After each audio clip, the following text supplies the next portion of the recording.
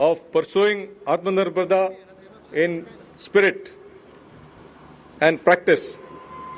My congratulations to the CMD, MDL, his staff and all workers of the shipyard for their diligence, hard work and commendable efforts which has led to Wagir's commissioning today.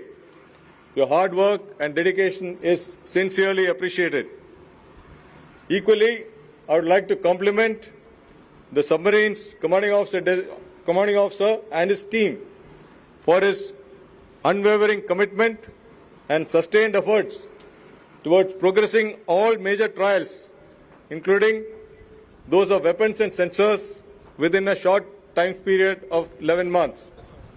And as the commissioning crew, you bear an onerous responsibility in that while you must ensure the highest levels of combat readiness and efficiency, you also have to work to establish and nurture the culture and the soul or the Atma of Wagir as brought out by Admiral Raja Menon.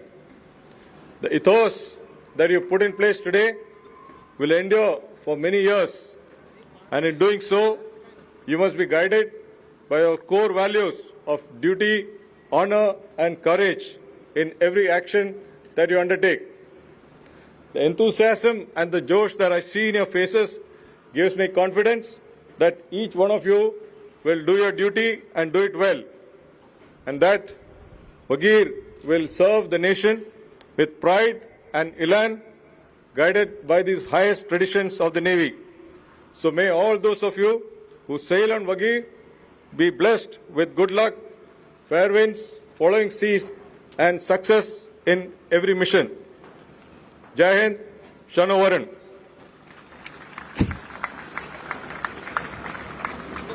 Ladies and gentlemen, the Honorable Chief Guest will now embark the submarine and unveil the submarine.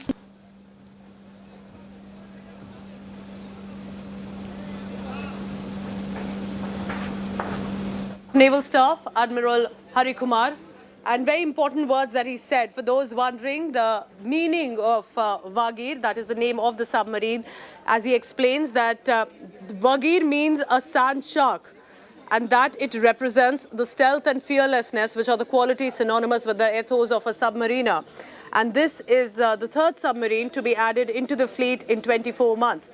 Remember, as I was mentioning earlier, that this is a made in India, for India submarine, and thereby adding on, as according to the Chief of Naval Staff too, the commitment for Atmanirbhar Bharat. They're saying that they have given this commitment from the Navy to the political leadership, and in spirit and in practice is being seen as the Atmanirbharta that we see with INS Wagir. So this made in India submarine, remember, apart from other diverse missions, will be most crucial to be taking on the Chinese maritime aggression. And with this, we now have 16 conventional and 1 nuclear submarine in the Indian Naval Force. The Chief of Naval Staff currently on board the submarine and will be unveiling it. It is set to be commissioned. Remember, erstwhile Wagir was commissioned first in 1973, decommissioned in 2001, served the nation for close to 3 decades and is back in service. Let's bring in Dev Kotak for the latest on that. Dev, a proud moment for all, but it will also be, of course, representative of the fact that we have neighbors, whether it's Pakistan or whether it's China, and thereby one of the reasons that we need a strong naval force too, because these are untrustworthy neighbors. And to counter their aggression, we need to add on to our naval force. Do give us details about INS Wagir and the event that is on right now. Well, yes, in front of your screen, you can see the unveiling and the commissioning that is happening. Extremely proud moment for all Indians. And of course, there are two major factors, apart from the fact that we need to counter our neighbors who are untrustworthy and the aggression provided by Pakistan. And apart from that, it also adds to India's military prowess and displays, India's military might in front of the world, and shows that India is also capable of manufacturing and producing its own weapons and adding and boosting its the artillery and its arsenal. So definitely you can see in terms of the visuals, were very, very historic and also rather a very emotional moment for Raja Menon, the lieutenant commander of the Wagir earlier, and of course it was decommissioned in 2001, sorry, and 20 years later today it makes a foray and a return absolutely fully out. You can see the condition in which it is, and the kind of ceremony that is being carried out is definitely a moment of nostalgia for all the fellow Indians who should be proud of India's military might and the arsenal that the defense forces continue to boost. And it's incredible, Dave, isn't it? What you're witnessing also is history. This is INS Brigade in many ways returning to service of the nation after it was decommissioned in 2001, and this time made in India for India, and also as a security concern that we are facing around us. Dev Kotak, there in Mumbai. Thank you for the latest. I'm heading to a very short break. I'll take you to Jammu and Kashmir later because the Congress's Bharat Jodo Yatra has resumed. This is the last leg in J&K, but it's crucial. This is where the security situation is most sensitive, and just about 2 days ago we had that horrific twin blast that had taken place. Barely hours after that, we have the Congress Yatra back and a lot of political jibes already. Let's bring you the details on that after a very short break.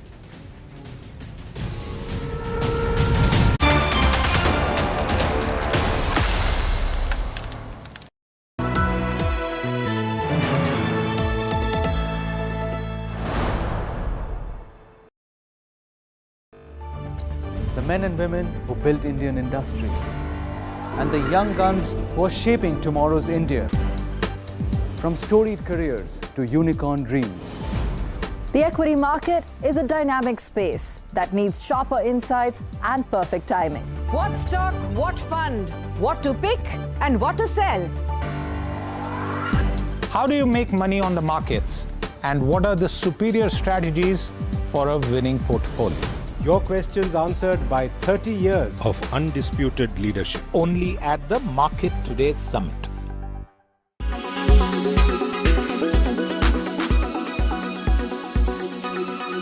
Mr. G, what I do want you to do, since we are at this iconic facility, if you could just tell us what's happening around us, because there's so much movement, you can just give us a rough idea. How do these 55 acres of this facility, how does it operate, and how do you manage to make it efficient and truly scale up the volumes and increase business via this facility? Yeah, this is only one factory. As I told you, we have two factories. It is not the surprising its own. This is only one factory. Yeah. In this factory, we are producing refrigerator about 2 million sets per year. Only this factory, and then RAC about 1 million sets. And then washing machine front loader also we are producing here almost 6 lakh quantity, and also TV also. So this is one of the general production sites of LG India here. So now most of them is we are digesting in local domestic market. So that's why we say India has a most potential country of global. These are all good things to hear, Mr. G. But lastly, just one thing I want to understand is, when you consider LG's India business and you compare it to markets around the world, how does it rank compared to far more developed markets? No. Maybe it will be very surprised if you heard what I'm saying is, India is world ranking number 2. India business size of LG India, right after USA market. Okay. Globally, USA ranking number 1, India ranking number 2. Others, number 3, we have very big gap with number 3. That's why we LG also have a very proud of business with India here. And we hope that you do visit the Pune facility more and come and visit us in the Tech Today studio in Mumbai. Yeah. And maybe we'll show you around and you can tell us a little bit more about your gadgets. Why not? Thank you. Absolutely, I'm just waiting for you. Thanks so much for joining us on Thank Tech you very Today. much. Thank you very much. Thank you.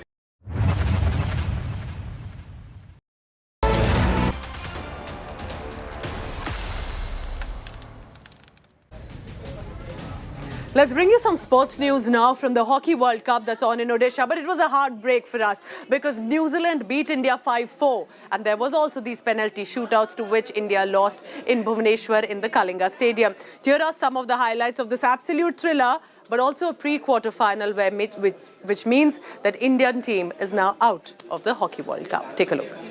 8 seconds. After the full-time game finished 3-all, the pre-quarter final between India and New Zealand went into the penalty shootout. And it falls just Harmanpreet. India started the penalty brightly with Harmanpreet and Rajkumar Pal scoring, but New Zealand stayed on level terms. Restore India's lead. Abhishek and Shamsher missed the penalty.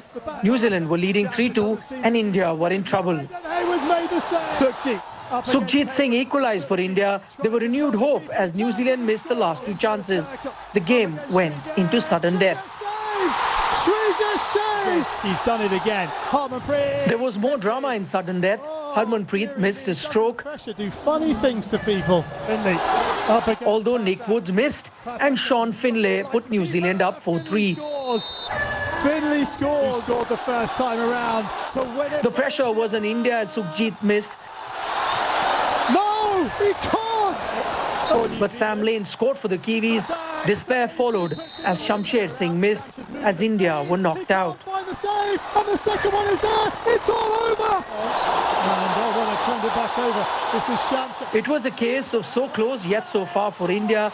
They had begun the game aggressively. Lalit Upadhyay scoring a brilliant goal in the 17th minute. After New Zealand lose possession in the India 23, Akashdeep with the long ball down. India could have done better with their penalty corner conversions. He's on the left hand. However, India finally got the goal with Sukhjit Singh scoring off the rebound. That's a good-looking ball. New Zealand, though, got a vital goal at the end of half-time to keep themselves in the match. And it is the three players you would have thought. 1:22 remaining in the third quarter. They go to Russell. Score! Just when New Zealand seemed to be down, Kane Russell converted from the penalty corner to make it 3-2 for the Black Sticks. And they are back to within one goal. And they hold their form. Hearts sank in the Indian team when Sean Finlay levelled the game in dramatic style in the fourth quarter. It's Sarakaya on the far post, I think, who's got the touch. Unfortunately, in the penalties, India were undone. And with that, India's campaign at the 2022 Hockey World Cup came to an end. They will now play only for pride against Asian champions Japan. Sports Bureau, India Today. And with that, it's a wrap on this bulletin. But stay tuned to India Today. IndiaToday.in is where you can get all the live updates through the day. Thank you for watching. Have a great day coming up.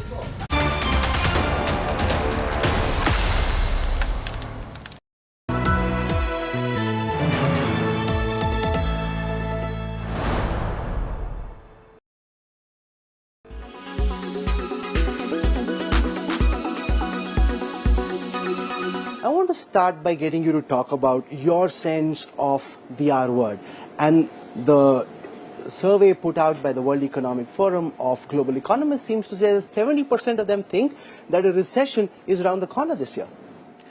So Rahul, the way I would describe the outlook is that we have a tough year ahead, 2023, but we certainly are seeing signs of resilience around the world. So in terms of a global recession, I think we are still a fair bit away from it. Now, it could happen. We could end up if there were more downside risks that emerged. But in terms of our projections, which we'll actually put the numbers out at the end of this month, we're not in a global recession territory. Now, of course, there are individual countries that are closer to a recession than others are. And that's something that several people are talking about. There's still the war. We still have inflation that's high and monetary policy tightening that continues, and we'll see the consequences of it. So we should see a global economy that slows this year. But by the second half of this year, we expect to see a recovery and then a rebound into 2024. So that's how I would describe the outlook. But the one other perspective that I'm hearing is that things aren't quite as bad as initially imagined. When people were talking about what might happen in Europe during the winter because of the energy crisis and the manner in which the war was playing itself out, would you say that some of those worst case scenarios haven't really played out and a slowdown, even if it's a sharp slowdown, is more likely than out and out recession? So that's the part I said, when I said that there are signs of resilience, you're exactly right. I would say compared to our forecasts in October last year, the US and Europe surprised on the upside. US because labor markets continue to remain strong. Europe because the winter turned out to be warmer than feared. So that has both helped. And then we have China. So China moved dramatically away from its zero COVID policy. So we're going to have a couple of months where things are going to be very tough in China. But then we expect to see a rebound happening in China's economy. So there are certainly some positive turning points. But let's not get ahead of ourselves. I think we still have a difficult time ahead.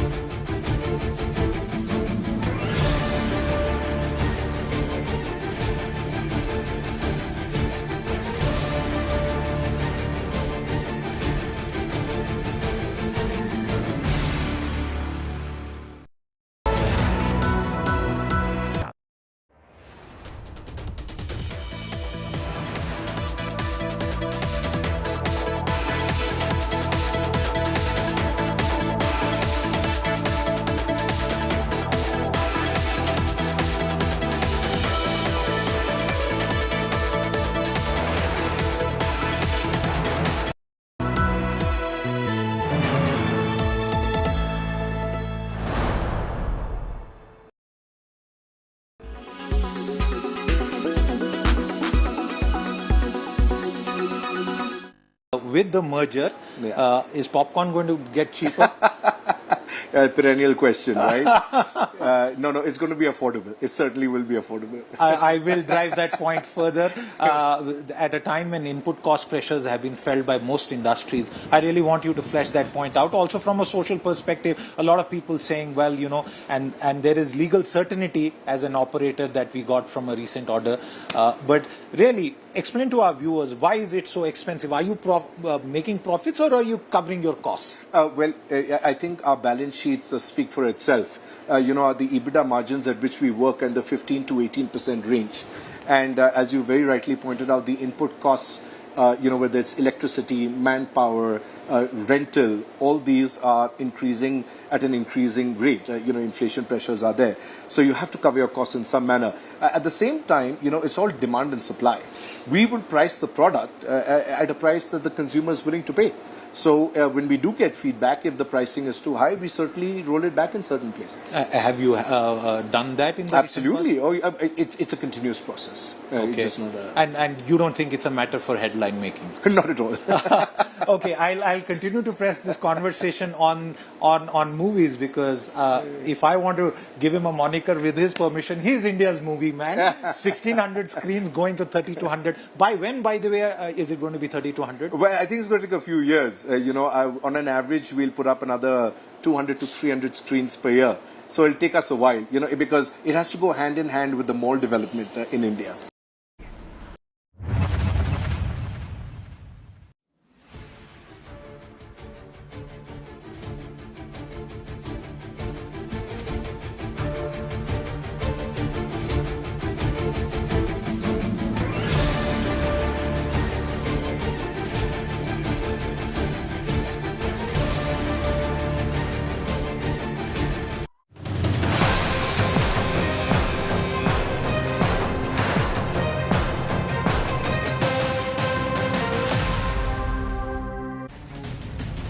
Hello, very good morning. You're watching India's Agenda. I'm Sneha Mordani. Let's get started with the headlines in this edition first.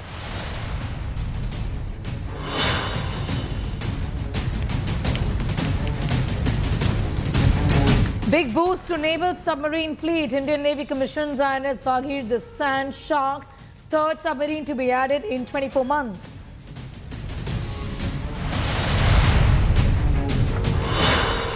New revelations on Netaji death mystery. Taiwan government's probe ignored for 60 years. No mention of Netaji at the crematorium. Did Netaji really die in the crash in Taipei?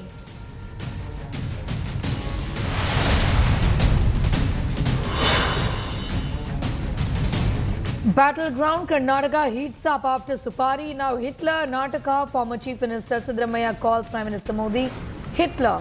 DKS and Siddha to lead anti-BJP protests.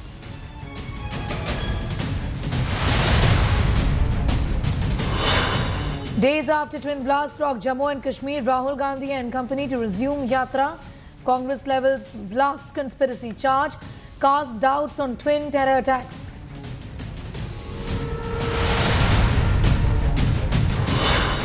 Congress writes to Twitter on Pfizer vaccine jibe, wants Twitter to act on Modi Mantri, who alleged that Congress helped Pfizer bully India.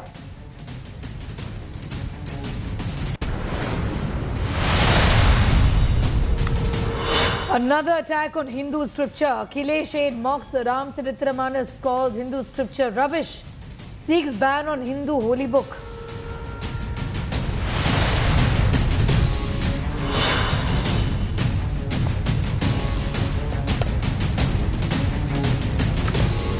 Third temple vandalized in Australia with Hindu hate graffiti within 15 days. Revered temple vandalized with graffiti. Hindustan Murdabad.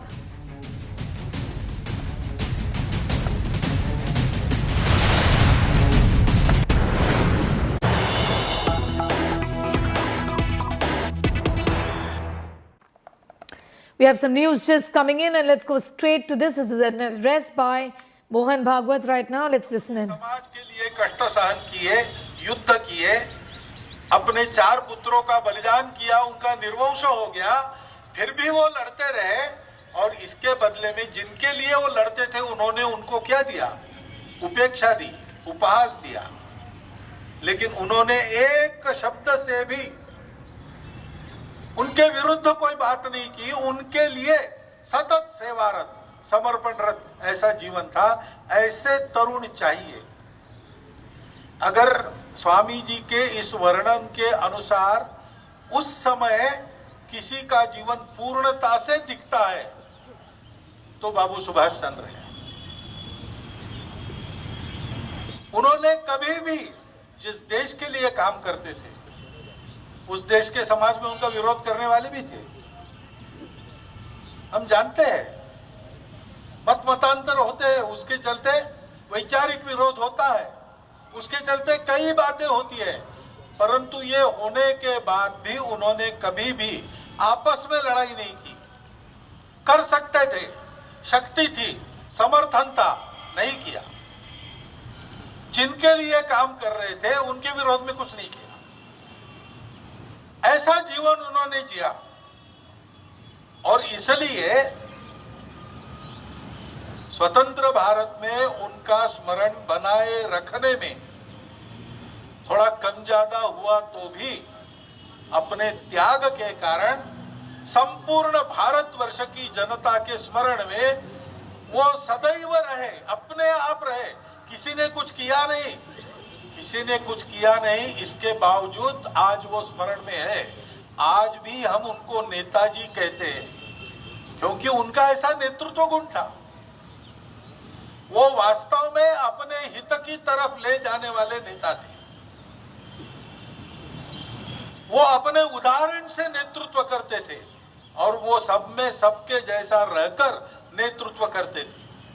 नेता के जो लक्षण अपनी परंपरा में बताए हैं, पात्रे त्यागी, सत्पात्र व्यक्ति की पहचान कर उसके लिए छोड़ने वाला, गुणे रागी, गुणों की पहचान करने वाला, गुणों पर प्रेम करने वाला, भागी परिजनैः सह, अपने परिजनों के द्वारा सर्वत्र सहभागी होने वाला, सुख दुख का भोग सबके साथ करने वाला। नेताजी जैसे यहाँ म्यूनिसिपालिटी के अध्यक्ष रहे, यहाँ के सम्मानीय नेता रहे, वैसे उनको युद्ध भी करना पड़ा।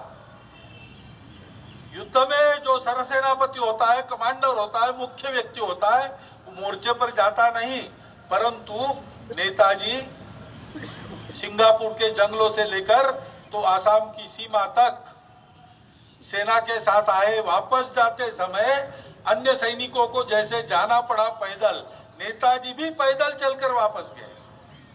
वर्णन है उसके, कैसे वो सबके साथ रहते थे, सबके साथ सबके जैसा खाना खाते थे। शास्त्रे बोद्धा, शास्त्र जानते थे, रणे योद्धा, उनका युद्ध कौशल, उसका क्या वर्णन करना, वो तो जगत प्रसिद्ध है।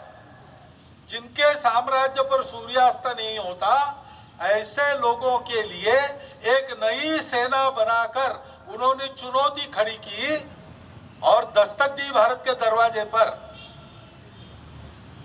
समय का भाग्य चक्र अगर सीधा चलता तो नेताजी भारत के अंदर प्रवेश करके बहुत आगे आ चुके होते और यहाँ के स्वतंत्रता के लिए यहाँ रहकर प्रयास करने वाले और उनका मिलन होता और भारतवर्ष बहुत पहले स्वतंत्र हो जाता।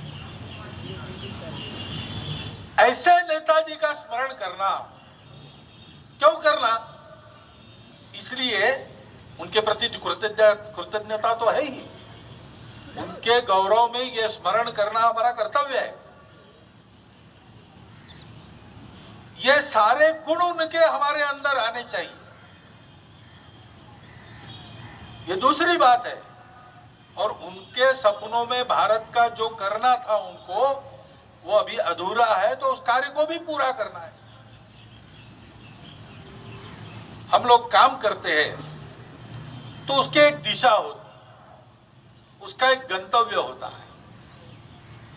गंतव्य की ओर जाने का रास्ता देश काल परिस्थिति अनुसार अलग अलग करना पड़ता है, परंतु गंतव्य कभी नहीं बदलता। पहले सुभाष बाबू ने और कांग्रेस के आंदोलन में कानून में बैठने वाला आंदोलन किया, सत्याग्रह किए, आंदोलन बनाए, अधिवेशनों में भाग लिया। लेकिन जब उनको ध्यान में आया कि आज की परिस्थिति में केवल इतना करने से नहीं होगा, एक सशस्त्र प्रयास की भी आवश्यकता है, तो उसका भी प्रयास उन्होंने किया। रास्ते अलग अलग होंगे दोनों, या भारतवर्ष में उस समय अलग रास्तों से जाने वाले लोग होंगे, लेकिन गंतव्य तो सबका एक था। और इसलिए उस गंतव्य को पक्का रखना, तो उस गंतव्य के बारे में नेताजी की दृष्टि क्या थी, समझना पड़ेगा। और देश काल परिस्थिति अनुसार जो रास्ता मिलता है वो कभी आसान मिलता है, कभी बहुत कठिन मिलता है। जैसा रास्ता है वैसा उसको पार करने के लिए अपनी गुणवत्ता होनी पड़ती है। रास्ता बदलता है, रास्ते को इज़म कहते हैं, अमुक इज़म तमुक इज़म, इज़म बदलते रहते। इज़म महत्व की बात नहीं है, गंतव्य क्या है ये महत्व की बात है। और उस गंतव्य तक जाने के लिए सब प्रकार की परिस्थिति में आगे बढ़ने की सातत्य की वृत्ति और आवश्यक गुण संपदा है कि नहीं, ये दूसरी बात है। तो गुण संपदा के लिए भी, उस पथ का पथिक होने के लिए भी हमारे सामने उनका आदर्श है, सुभाष बाबू का आदर्श है। और गंतव्य के लिए भी उनके आंखों के सामने जो गंतव्य था वही हमारा गंतव्य है। हम संघ के लोग तो वही काम करते हैं।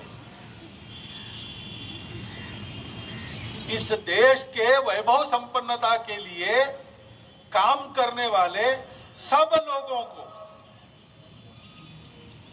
हम कहते हैं कि वो संघ का ही काम कर रहे हैं, जो प्रामाणिकता से, निस्वार्थ बुद्धि से भारतवर्ष के परम वैभव संपन्नता के लिए काम कर रहे हैं। भारतवर्ष का विश्व में जो अवदान अपेक्षित है, जिसके बारे में जो अमृत वचन आपने सुना, उसमें स्पष्ट उल्लेख है, सुभाष बाबू ने ही कहा है। वो अवदान भारत विश्व में दे सके ऐसा उसको बनाना। वैभव संपन्न यानी आज की व्याख्या नहीं, अमेरिका भी वैभव संपन्न है, चाइना भी कहता है वो वैभव संपन्न है। ऐसा नहीं, हमारा वैभव क्या है? भौतिकता केवल हमारा वैभव नहीं, सब प्रकार की भौतिकता में अग्रणी रहकर भी संपूर्ण दुनिया का गुण वैभव बढ़ाना, संपूर्ण दुनिया में सुख शांति लाना, संपूर्ण दुनिया को स्वातंत्र्य देकर भी समता लाना, उसके लिए आवश्यक बंधुभाव को पैदा करना, ये करने वाला भारत वो वैभव संपन्न भारत है। ऐसा भारत खड़ा करना ये गंतव्य है। सुभाष बाबू ने भी वही बताया अमृत वचन में। भारत क्या है? भारत एक अमर राष्ट्र है। क्यों? भारत का प्रयोजन कभी समाप्त नहीं होता। भारत के होने का जो कारण है प्रकृति में, वो समाप्त नहीं होता। भारत सारी दुनिया को धर्म देता है, रिलीजन नहीं। धर्म एक अलग बात है। संपूर्ण दुनिया को एक रखने वाला, उसको उन्नत करने वाला, सृष्टि के पर्यावरण के साथ उसको चलाने वाला, मानव की उन्नति के साथ साथ संपूर्ण सृष्टि की उन्नति साधने वाला, इसके लिए आवश्यक संयम, इसके लिए आवश्यक व्यवहार का संतुलन दुनिया को सिखाने वाला जीवन, वो धर्म दुनिया को देने वाला भारत, वो धर्म नित्य आवश्यक रहता है। आज की स्थिति में जो हम देखते हैं, सारी दुनिया भारत की ओर नजर गड़ाकर खड़ी है। उस प्रयोजन को संपन्न करने का समय है। उसी प्रयोजन को सिद्ध करने के लिए अपना काम है, संघ का काम है। और इसलिए अच्छे पक्के सच्चे हिंदू को हम गढ़ते हैं, क्योंकि ये अगर करना है तो प्रयत्नों की दिशा क्या होगी? कल मेरे हाथ में यहां की एक पुस्तक लग गई, तरुणेर स्वप्न। नेताजी ने कहा है कि 1924 तक मेरे जो विचार है इस पुस्तिका में मैंने संग्रहित किए हैं। और कलकत्ता में 1928 में जो कांग्रेस अधिवेशन हुआ, जिसमें डॉक्टर साहब भी आए थे और नेताजी और उनकी चर्चाएं हुई थी, उस अधिवेशन में इस पुस्तक का प्रकाशन हुआ है। उस पुस्तक में नेताजी ने जो कहा, वो पढ़ के मुझे लगा कि यही तो रास्ता हमारे लिए है, यही तो दिशा हमारी बताई गई है। हम दूसरा क्या कर रहे हैं? नेताजी ने कहा, भारतवर्ष पृथ्वी का छोटा रूप है।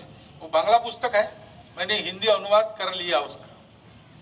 नेताजी कहते हैं, भारतवर्ष पृथ्वी का छोटा रूप है, संसार की सारी समस्याएं भारतवर्ष में विद्यमान है, अतः भारत की समस्याओं के समाधान का अर्थ ही है संसार की समस्या का निराकरण। आज के विश्व को उसके समस्याओं से राहत देकर सुख शांति युक्त नई दुनिया खड़ा करने का दायित्व और उसकी क्षमता भारत में है। भारत को ये करना है, ये सुभाष बाबू बता रहे हैं। लेकिन ये करना है तो क्या करना होगा? हमको कुछ हमारे दुर्गुण छोड़ने पड़ेंगे। वो दुर्गुण क्या है? सारांश में अगर कहना है तो नेताजी कहते हैं, जिस दिन भारत पराधीन हुआ उसी दिन से ही भारत ने समष्टिगत साधना को भूलकर व्यक्तित्व विकास में अपनी संपूर्ण शक्ति का प्रयोग किया है। राष्ट्र को छोड़कर व्यक्तित्व की सार्थकता नहीं है। इस बात को आज सबको हृदयंगम करना होगा। यानी हम लोग अपनी अपनी उन्नति की सोचते हैं, मेरा ठीक हो, मेरे परिवार का ठीक हो, मेरे देश का ठीक हो नहीं सुनते, नहीं सोचते। कोई अपना छोटा समूह बना लेते, अपनी जाति का ठीक हो, अपने प्रांत का ठीक लो, अपने पंथ संप्रदाय का सब ठीक चले, लेकिन देश का ठीक चले ये नहीं सोचते। ऐसा करना हमने छोड़ दिया। हमारा पराधीनता का समय वहीं से प्रारंभ होता है, क्योंकि हम अपने एकात्म स्वरूप को भूल गए। अनेक पंथ संप्रदाय, अनेक जाति उपजाति, अनेक देवी देवता, अनेक खान पान रीति रिवाज, भूगोल अनेक प्रकार का, लंबा चौड़ा विविध प्रकार के मनुष्यों से भरा हुआ ये देश, उनके मतांतर भी विविध है। ये सब होने के बावजूद प्राचीन समय से हम एक भारत है। महाभारत काल के इतिहास के पश्चात समय के किसी क्षण पर हम इसको भूल गए। इसलिए हम क्या है भूल गए, तो हमारे कौन है हम भूल गए, और इसलिए आपस में लड़ पड़े। हमारी गुटबाजी का लाभ आक्रामकों ने लिया। हमको ये सारी संकुचित भावनाएं छोड़ देनी चाहिए। मैं हूं, मेरा परिवार है, मेरी जाति, मेरा पंथ संप्रदाय, मेरी भाषा सब है, इसको ठीक रखना है। परंतु इसको ठीक किस लिए रखना है? सबसे ऊपर मेरा देश है, सबसे ऊपर भारत माता की। रोज संघ में हम प्रार्थना करते हैं, भारत माता की जय। प्रारंभ होता है नमस्ते सदा वत्सले मातृभूमि।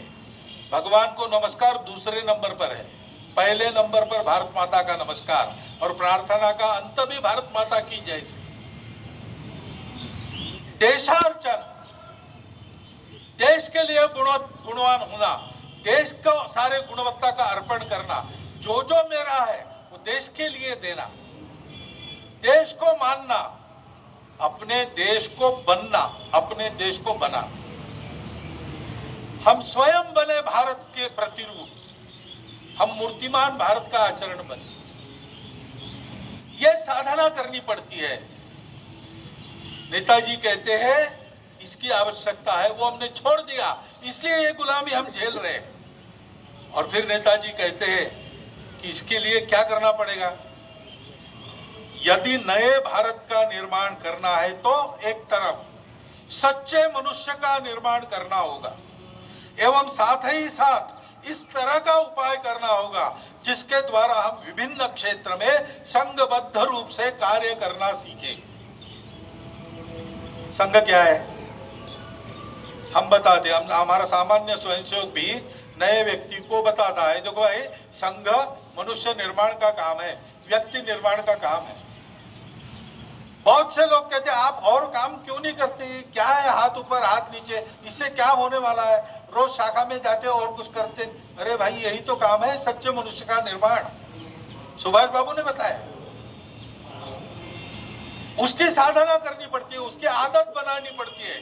मनुष्यता बुद्धि से सबको समझ में आती है, मन से सबको मान्य होती है, लेकिन मनुष्यता का व्यवहार करने के लिए सब मोह आकर्षण छोड़कर, स्वार्थ छोड़कर, जब जैसा चाहिए वैसा वर्तन करना, इसकी आदत लगानी पड़ती है। और इसलिए वो करना और सबको साथ लेकर चलना, सबने साथ मिलकर करना। हाथ ऊपर हाथ नीचे वगैरह करो, लेकिन सब लोग एक साथ करो। समता करो, लेकिन सामूहिक समता करो। आज आपने जो प्रात्यक्षिक किए और अच्छे करने चाहिए, उसके लिए अभ्यास करना पड़ता है, रोज शाखा आना पड़ता है। बहुत सरल है, इसलिए समय पर आके कर दिए ऐसे नहीं होता है। सामान्य उठना बैठना भी आदत में आ जाए तब ठीक होता है। उत्कृष्ट रूप से सब मिलकर काम करना सीखे। सुभाष बाबू के शब्दों में विभिन्न क्षेत्र में संघबद्ध रूप से कार्य करना, यही संघ है, यही आदत है। और आगे सुभाष बाबू कहते, सच्चे मनुष्य का निर्माण का प्रयास हमारे भारतवासी किसी दिन भूले नहीं, किंतु हम भूल गए थे कलेक्टिव साधना या सामूहिक साधना। हम भूल गए थे कि राष्ट्र को छोड़कर जो साधना की जाती है उस साधना की कोई सार्थकता नहीं। ये सब क्यों करना है? संघ में ये सब हम क्यों करते? संघ का नाम बड़ा करने के लिए नहीं करते। हमको संपूर्ण समाज को ही ऐसा बनाना है, समाज में अलग संगठन नहीं करना है, पूरे समाज को इन आदतों से परिपूर्ण करना है। हमारा कोई स्वार्थ नहीं है, हमको कोई चुनाव जीतना नहीं है, हमको लोकप्रियता भी नहीं चाहिए, लेकिन सुभाष बाबू जैसे लोगों ने बताया है कि दूसरा रास्ता नहीं है, इसलिए ये साधना हम करते। और केवल हम करते नहीं, हमको इसको सबसे करवाना है। संघ का नाम हो न हो, तेरा वैभव अमर रहे मां, हम दिन चार रहे न रहे, इस भाव को मन में लेकर हम अपने कार्य का विस्तार कर रहे हैं। और आगे नेताजी कहते हैं कि प्रत्येक राष्ट्रीय प्रतिष्ठान की उत्पत्ति देश की ऐतिहासिक धारा, चिंतन, आदर्श और नित्य नैमित्तिक जीवन की आवश्यकताओं से होती है।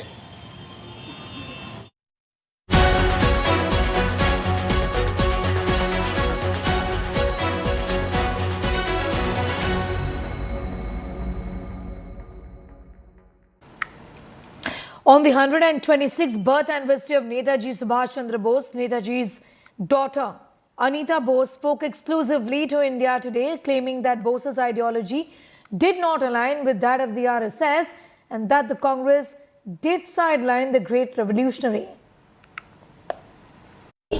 You have said the BJP and the RSS are using Netaji Subhas Chandra Bose's name just to further their own interest. Do you believe so?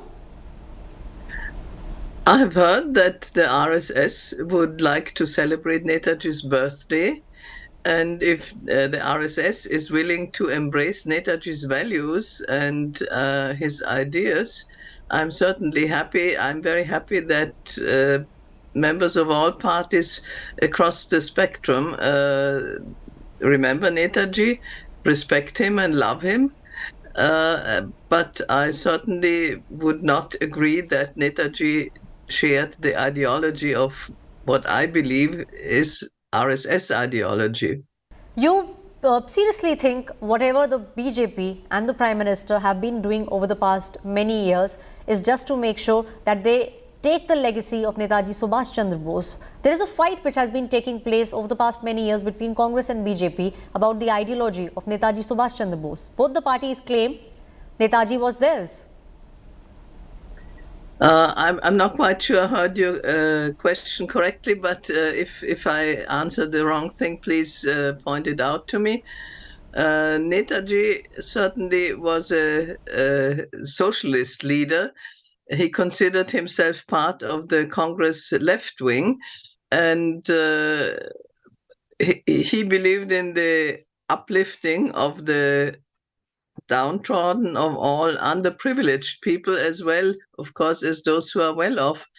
But he certainly, first and foremost, believed in the fact that members of all religions and of all castes should live peacefully together with mutual respect.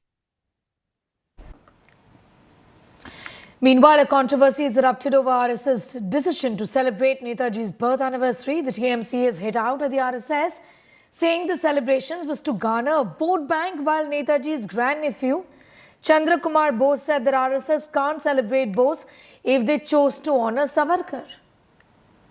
Just trying to touch Bengal's heart related to Netaji Subhas Chandra Bose. But originally, Netaji Subhas Chandra Bose did not believe in the ideology related to this RSS and others. So, RSS has nothing to do with Netaji Subhas Chandra Bose. Okay. And they are only trying to help BJP in related to vote bank politics.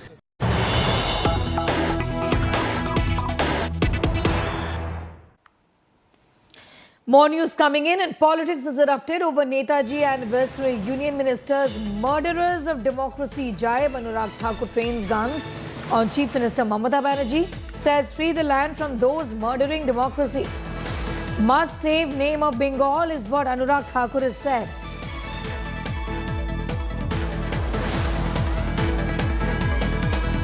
Bengal की इस धरती से खुदीराम बोस से लेकर बाकी ऐसे हमारे स्वतंत्रता सेनानी हुए, तभी तो अंग्रेजों को यहां से दिल्ली की ओर कूच करना पड़ गया, क्योंकि यहां पर तो स्वतंत्रता सेनानियों की बंगाल की धरती पर कमी नहीं थी।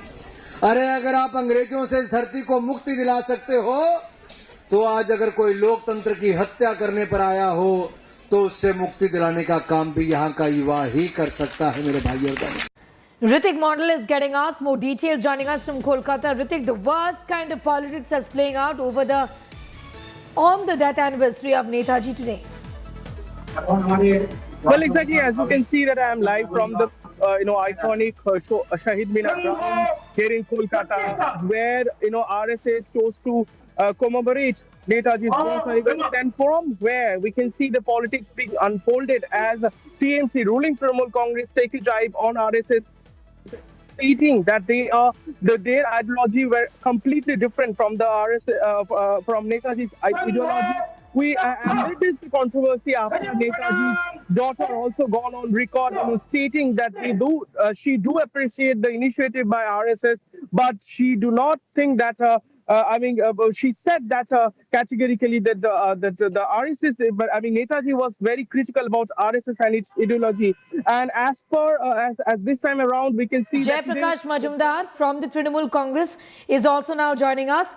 Mr.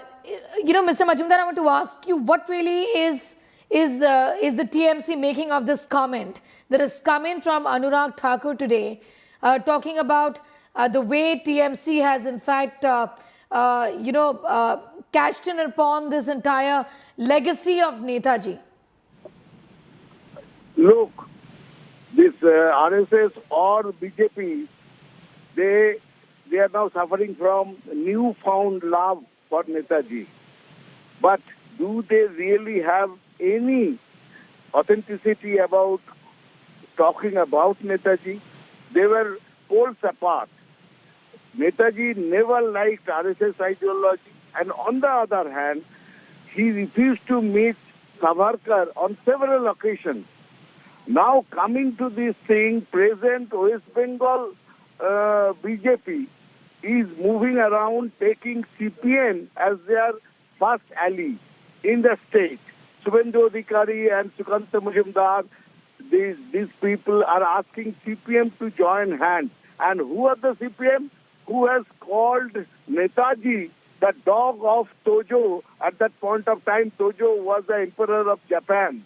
That kind of ally now they are making. And on the other hand, at the same way, they are saying that Netaji is great. This is the gold standard. Time and again, they are exposing this RSS bunch and BJP.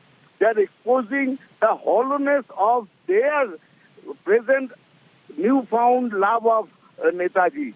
People of Bengal decry such things. They don't like it. BJP should refrain from writing new history, interpretation of new Netaji, new history. They should stop at that point only. Okay. All right. Now, this is something interestingly that the family members also of Netaji have said that he was leftist and he didn't really believe in the RSS. In this ideology, essentially, is what his daughter has also said. I'm going to thank you, Mr. Majumdar, for joining us with your views. Listening to that comment that is again coming from Anurag Thakur. Bengal की इस धरती से खुदीराम बोस से लेकर बाकी ऐसे हमारे स्वतंत्रता सेनानी हुए, तभी तो अंग्रेजों को यहां से दिल्ली की ओर कूच करना पड़ गया, क्योंकि यहां पर तो स्वतंत्रता सेनानियों की बंगाल की धरती पर कमी नहीं थी। अरे अगर आप अंग्रेजों से इस धरती को मुक्ति दिला सकते हो, तो आज अगर कोई लोकतंत्र की हत्या करने पर आया हो, तो उससे मुक्ति दिलाने का काम भी यहाँ का युवा ही कर सकता है, मेरे भाइयों और बहनों। With that, it's time for a quick break here on India's agenda. On the other side, massive power outage cripples Pakistan. 90% of Pakistan is without power. We're getting you all the details in just a bit.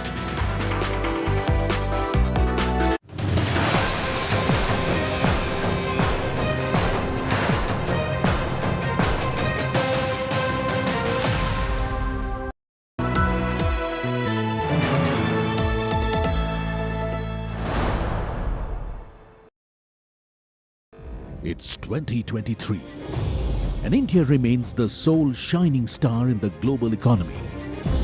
So what lies ahead as the Modi government prepares its last full budget before the 2024 general elections? Join the biggest names in business journalism, decoding the jargon with the biggest newsmakers. From the most credible, in-depth analysis of Budget 2023, tune in for Modinomics 2023 through the month. Only on India Today and Business Today Television, gold standard of business journalism.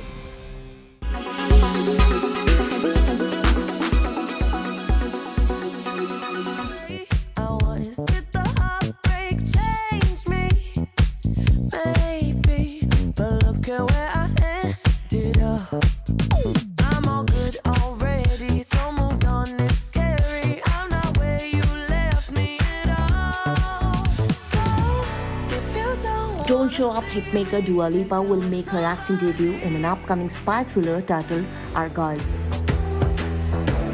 The greater the spy, the bigger the lie.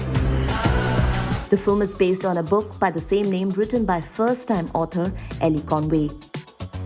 The film will be directed by Matthew Vaughn, who is known for Kingsman films, and will also feature Henry Cavill, Bryce Dallas Howard, Samuel L. Jackson, Ariana DeBose, Bryan Cranston, and Catherine O'Hara. The pop star, known for her hits like Levitating and New Rules, among others, not only wants to act but is also planning to set up her own TV and film production company so she can back stories she believes in and produce them with bigger studios. To myself, one, don't pick up the phone. You know he's only calling because he's drunk and alone. Two, don't let him in. You have to kick him out again. Three, don't be his friend. You know you're gonna wake up in his bed in the morning. And if you're under him, you Entertainment Bureau, India Today. I got no rules, I count him.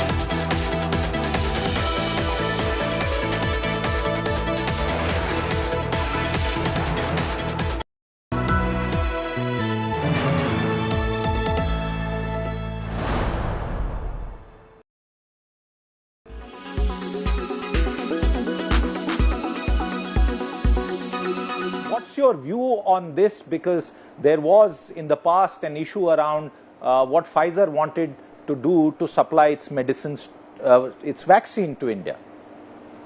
Yeah, I think my tweet was really meant to remind my fellow citizens about the difficult times of 2020 and how some people were, their conduct needs to be remembered, and in a sense we should remind ourselves of that.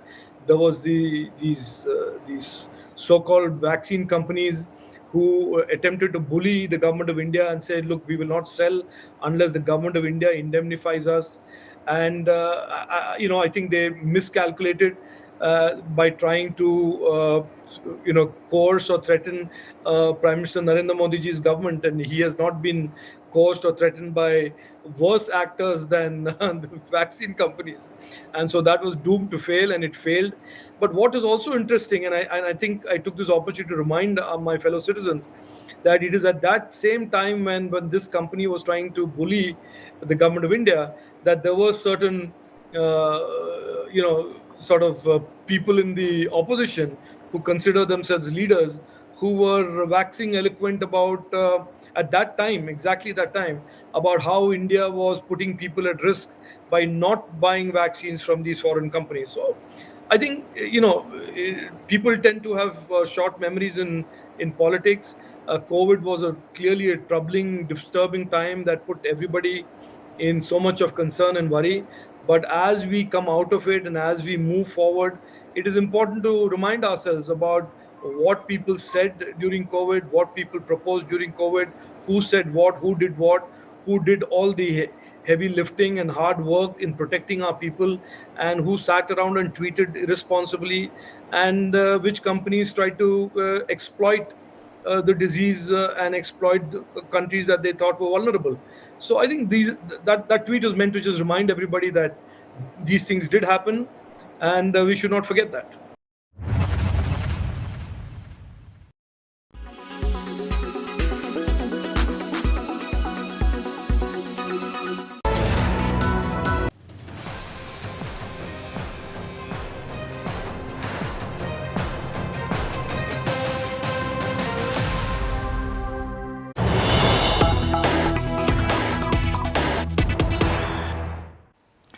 News coming in this morning. Dark age in Pakistan. Massive power outage has tripled the country. 90% of Pakistan is without power. 12 hours before power is going to be restored in Pakistan. All major cities in darkness after power outage.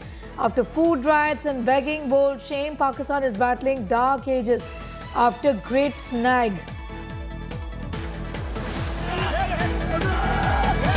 Jameer Ali is getting us more details on that story, joining us from Lahore right now. Jameer, the situation there looks very bad. A sense of how essential services are working out right now, for example, hospitals.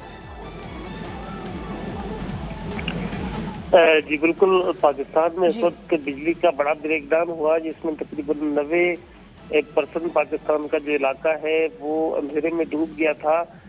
गुज़िश्ता रात को ये breakdown शुरू हुआ है, जो अभी तक इसका कोई मसला हल नहीं हो सका है। इस हवाले से फनी खराबी बताई जा रही है, लेकिन इसकी कोई तफसीलात अब तक कौम को नहीं बताई गई। इस हवाले से पूरे पाकिस्तान में जैसे हॉस्पिटल्स हैं या दीगर इदारे हैं, वहाँ पर वो अभी भी बंद हैं। जिस तरह पाकिस्तान में मुख्तलिफ ट्रेन सर्विसेज शुरू की गई थी, इसके अलावा मेट्रो शुरू किया गया था लाहौर में, मुल्तान में, इसके अलावा इस्लामाबाद में और उसके साथ साथ कराची में। तो अब ये तमाम जो सर्विसेज हैं ये भी बंद हैं। उसके साथ साथ जो दीगर मामूलात ज़िंदगी है वो भी मुकम्मल तौर पर मुअत्तल होकर रह गए बिजली के इस बड़े ब्रेकडाउन की वजह से, जबकि अब तक तो ये भी नहीं बताया जा रहा है कि ये बिजली कब तक बहाल हो पाएगी। तो इस वक्त पाकिस्तान का 90% इलाका ऐसा है जो कि बिजली से महरूम है। गुज़िश्ता रात को ये कहा जा रहा है कि बिजली का ब्रेकडाउन शुरू हुआ है, जो कि अभी तक ख़त्म नहीं हुआ है। और इस हवाले से क्या इंतजाम किए जा रहे हैं, क्या हालात हैं, इसके हवाले से अभी तक तफसीलात सामने नहीं आई। इस वजह से हुकूमत के जो अहम इदारे हैं वो तमाम के तमाम मफलूज होकर रह गए, जिसमें सबसे बड़ी और अहम वजह पाकिस्तान में जो हॉस्पिटल्स हैं वहाँ पर है, क्योंकि हॉस्पिटल्स के अंदर कोई जनरेटर्स का भी कोई मुनासिब इंतजाम नहीं होता।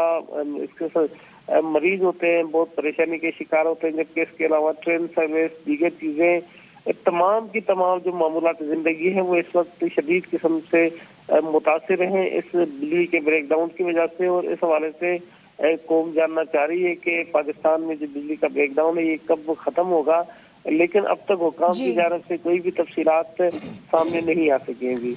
जी बिल्कुल जमीर, शुक्रिया हमारे साथ जुड़ने के लिए। You heard from Zameer Ali talking about the situation in several cities in Pakistan right now without power.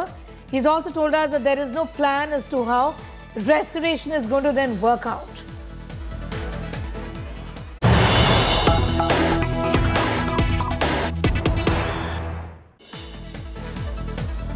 AIMIM chief Asauddin Owaisi has trained its guns on the Congress party attacking Rahul Gandhi as a yatra enters Kashmir. What has Congress done in 10 years is the question that Owaisi is asking. Katwa probe, the person who sabotaged the Katwa probe is walking along with Rahul Gandhi. This is Asauddin Owaisi lodging an attack on Gandhi as the yatra enters Jammu and Kashmir.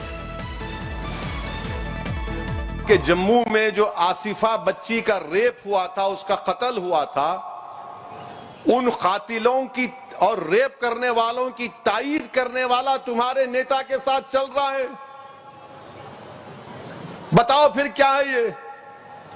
इस पर कोई जवाब देंगे आप? तो बोले नहीं, कोई भी आ सकता था, कोई भी आ सकता है, तो फिर आसिफा क्या क्या करोगे? यानी आसिफा का बाप भी आएगा और उस कातिलों की तायीद करने वाला भी आएगा।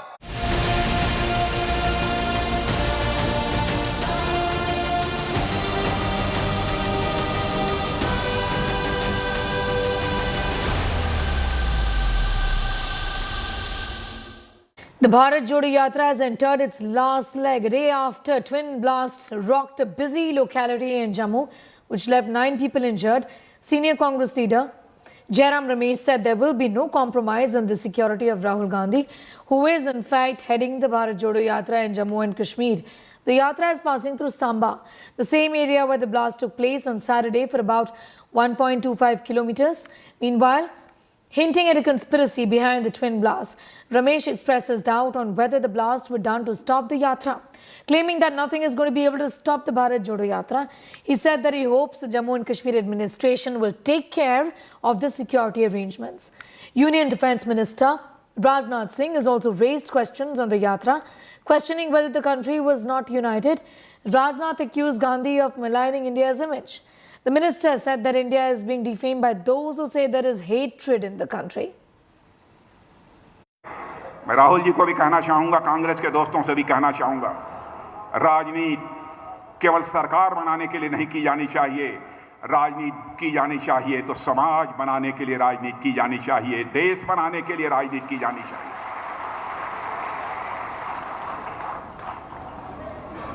भारत की प्रतिष्ठा, भारत की आन बान शान के साथ राहुल गांधी जी खिलवाड़ मत करो। भारत को अंतर्राष्ट्रीय जगत में बदनाम करने की कोशिश मत करो। कल 2 बम ब्लास्ट हुए, क्या ये भारत जोड़ो यात्रा को रोकने के लिए किया गया? हम नहीं कह सकते, ये खुफिया एजेंसी और सिक्योरिटी एजेंसी ही बता पा रही है। पर हमें विश्वास है कि अब तक जो हमें सहयोग मिला है प्रशासन से, खास तौर से यहाँ के एलजी से, उनके सलाहकारों से, सुरक्षा बलों से, वो बरकरार रहेगा। कल दिग्विजय सिंह जी और मैं डिस्ट्रिक्ट अस्पताल भी गए थे, गवर्नमेंट मेडिकल कॉलेज के अस्पताल में गए थे। जो घायल हुए हैं उनसे हमने बातचीत की। हम उस जगह जहां बम विस्फोट हुआ था, उस जगह से करीब 1.5 किलोमीटर की दूरी से गुजर रहे हैं। आज सांबा जिले से जम्मू जिले तक जा रहे हैं आज सुबह, तो कार्रवाई तो कर रहे हैं। Sunil G. Bhatt is getting us more details on the story, joining us from Jammu. Sunil, this has taken an interesting political turn of sorts, with the Congress in fact hinting at the fact that perhaps all of this was orchestrated to prevent Gandhi from carrying out the yatra successfully in this region. Absolutely, Sneha. Politics, is playing out over this, issue of terrorism here in Jammu and Kashmir. And the Congress party is saying that it is a responsibility of the JNK administration to provide foolproof security for Rahul Gandhi's Bharat Jodo Yatra. They are saying that they are cooperating with the authorities. They are adhering to all the, guidelines that are being issued by the government, and they are not violating any kind of protocol. But they have raised questions that how, despite a high alert, why have terror attacks taken place in Jammu city? So they have raised concern over this, and they have asked the government to provide adequate security to Rahul Gandhi during his stay here in Jammu and Kashmir. And Sneha, Rahul Gandhi is scheduled to address a rally here, and he is shortly going to arrive here in Submarine area of Jammu, and here he is going to address a rally at around 12:30 p.m. So today, Rahul Gandhi will reach Jammu city after 3 days of yatra from Kathua to Jammu, and a large number of people are expected to reach the rally venue shortly. Sneha. Thank you for the moment, Sunil G. Bhatt, getting us all of those details on that controversy brewing over the blast that took place in Jammu on Saturday.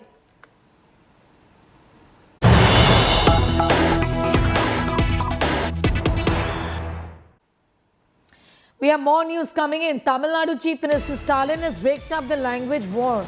After Prime Minister, Stalin welcomed the CGI suggestion.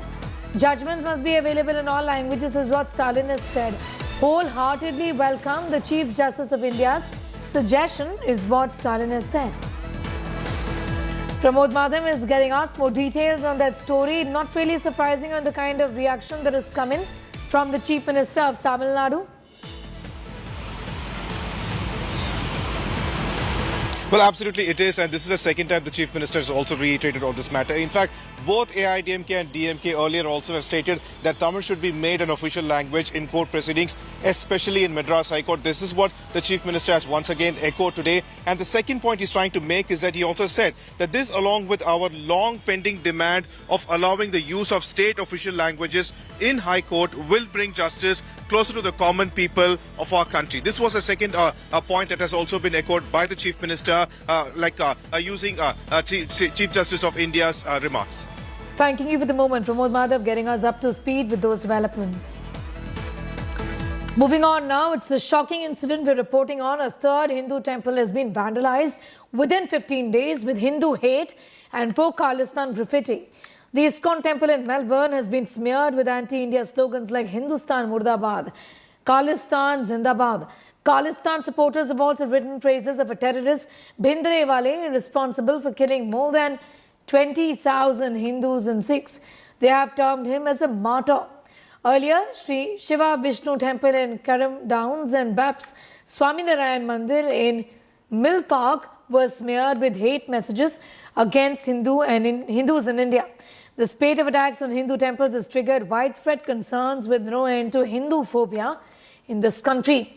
India has condemned the vandalization of Hindu temples in Australia and said the matter has been raised with the Australian government in Canberra and asked for expeditious investigation against the perpetrators. Recently, a couple of temples that have been vandalized actually in Australia. We condemn these, these incidents. If I remember correctly, one was, both are actually near Melbourne in Victoria. We strongly condemn such actions. These actions have also been publicly condemned by Australian leaders, community leaders, and I think religious associations there. Our Consulate General in Melbourne has taken up the matter with the local police. We have requested expeditious investigation, action against the perpetrators, and of course measures to prevent such incidents in future. The matter has also been taken up with the Australian government, both in Canberra and in New Delhi, and we are looking forward to the action that we've requested. With that, it's time for a quick break. Here on the other side, India's Hockey World Cup dreams have ended as New Zealand win 5-4 in the penalty shootout. We're getting you that report in just a bit.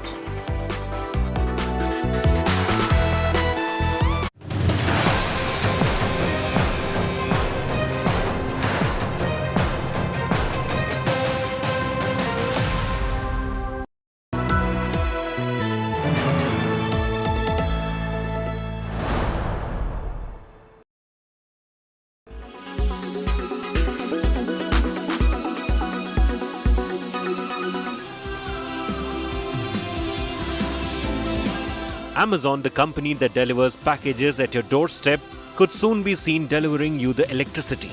In order to trade clean energy in India, Amazon has established a new energy company called AEI New Energy Trading Private Limited that works with Indian energy producing firms. While the US-based company will utilize the energy to power its own operations, there's a chance it may also power your home. The largest corporate consumer of clean energy in the world holds a Category 3 trade license in India. The American company has contracted with private firms to supply it with 720 megawatts of power. Amazon will use this electricity to power its warehouses, cloud services centers, web centers, other operations, and to our homes through local electricity service providers. But why is this billion-dollar behemoth attempting to enter the electricity market when its primary business is thriving? The answer is to target of becoming a carbon-neutral firm by 2040. This would also assist India in achieving its carbon-neutral goal, which was set for 2070. By 2047, the nation also aims to revolutionize power generation through the development of green energy and enhance job growth. So soon, it could be a possibility that our Amazon OTT box is powered by Amazon itself. Membership 1, खुशियां अनेक. Bureau Report, Business Today Television.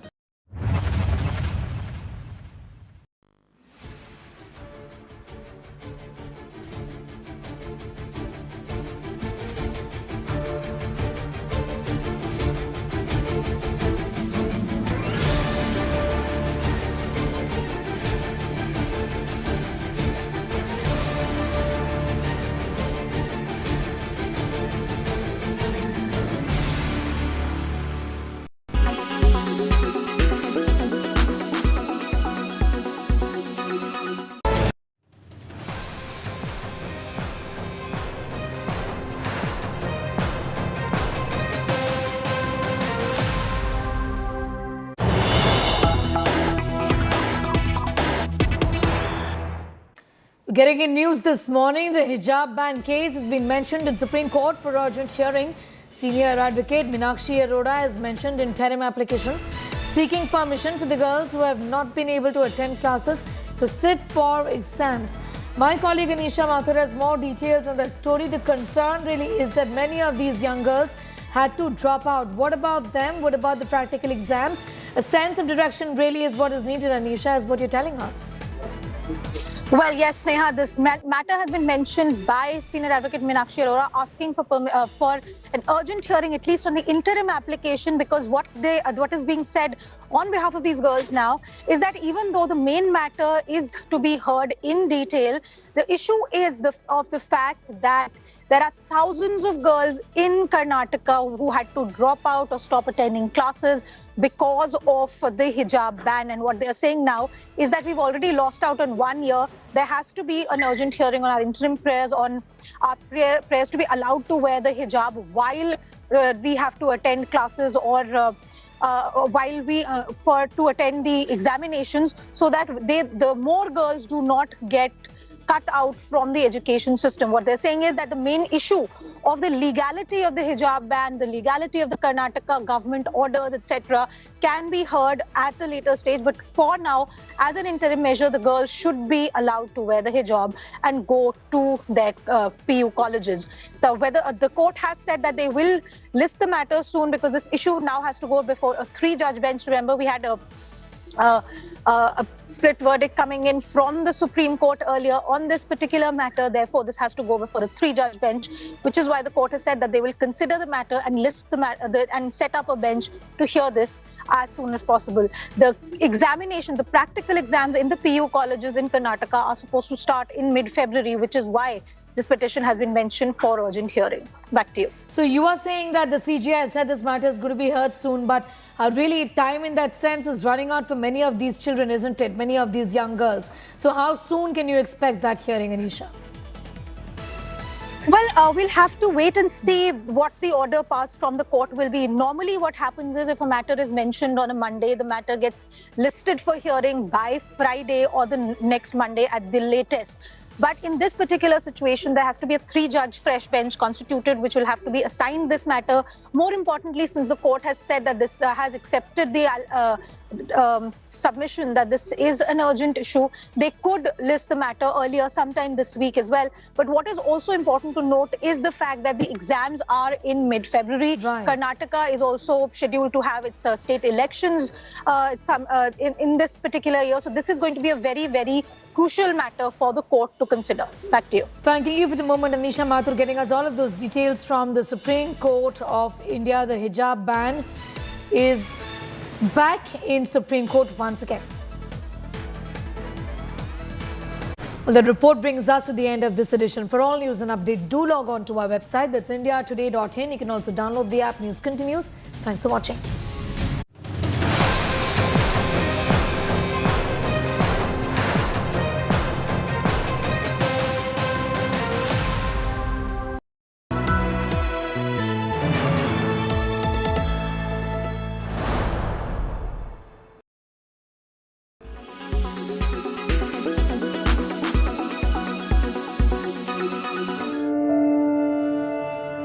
Meant to provide comfort and safety, women turn to sanitary pads in those difficult days of a month. But sanitary pads are not all that safe, is what a study has found. Environmental watchdog Toxic Links has found that all popular sanitary napkins sold in India, whether organic or synthetic, contain high amounts of chemicals, prompting various diseases. These chemicals can even cause infertility. The study has found the presence of several phthalates, chemicals that can harm reproductive and neurological organs. Another finding suggests that sanitary napkins also contain volatile organic compounds that can cause paralysis and memory loss. The health impact of these chemicals are pretty well known, and in spite of that, these chemicals were present in all products that we tested. And that's, as I said, that's the cause of worry. In absence of proper standards in India, these were some of the leading brands that we tested. What then is the way out? Sanitary napkins are essential commodities. What should you use then? Even in our study, we haven't really tested all kinds of products. We've tested 10 pads, which contain organic as well as inorganic. But I think there is, that's why there is a lot of stress that we're putting on getting standards which are across menstrual products, not just for sanitary pads, but for all kinds of menstrual products. Over 90% of women in India use disposable sanitary napkins, and the harmful effects can't be ignored anymore. You can switch to products like menstruation cup, which is reusable and is a one-time investment. Other alternatives are tampons. Different sizes of tampons are available in the market depending upon the flow of the blood during periods. So do your bit to keep yourself from falling prey to toxic chemicals out there.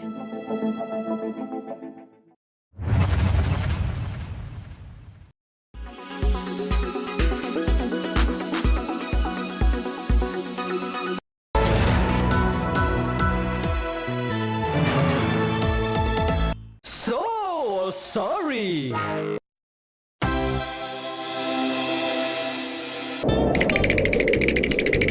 भैया भारत जोड़ो यात्रा मैं रुकेगा नहीं।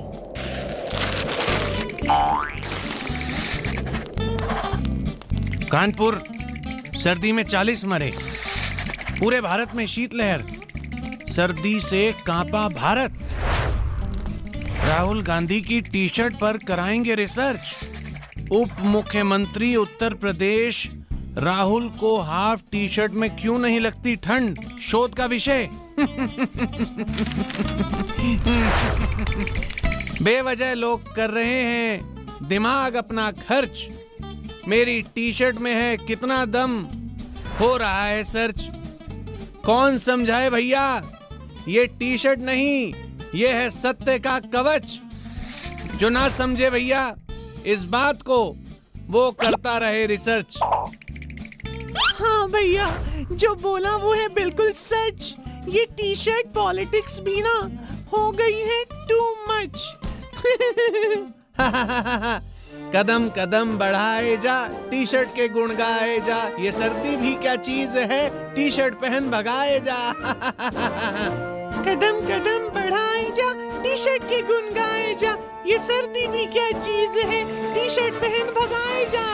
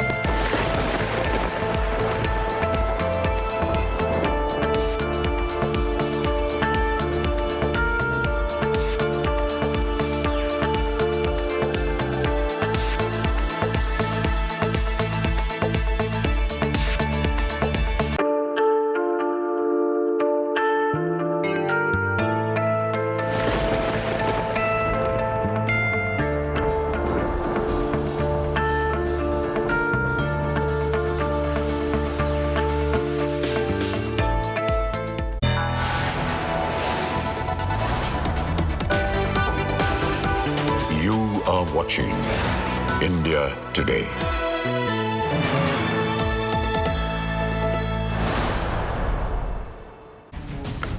Hi there, very good morning. You're watching India Today TV. I'm Sneha Mordani. A quick check of the top stories in this edition. Big boost to naval submarine fleet. Indian Navy commissions INS Vagir the Sand Shark. Third submarine to be added in 24 months. TMC RSS power over Netaji's legacy. RSS Chief Bhagwat Lords Netaji. TMC blames the RSS for appropriating his legacy. New revelations on Netaji death mystery. Taiwan government's probe ignored in 60 years. No mention of Netaji at the crematorium. Did Netaji really die in the Taipei crash? Days after twin blast struck Jammu and Kashmir, Rahul Gandhi and company to resume Yatra. Congress levels blast conspiracy charge, cast doubts on twin terror attacks. Third temple vandalized in Australia with Hindu hate graffiti within 15 days. Revered temple vandalized with graffiti, Hindustan, Murdabad. Pakistan witnesses dark age as massive power outage cripples the country. 90% of Pakistan is without power. All major Pakistan cities in darkness after power outage.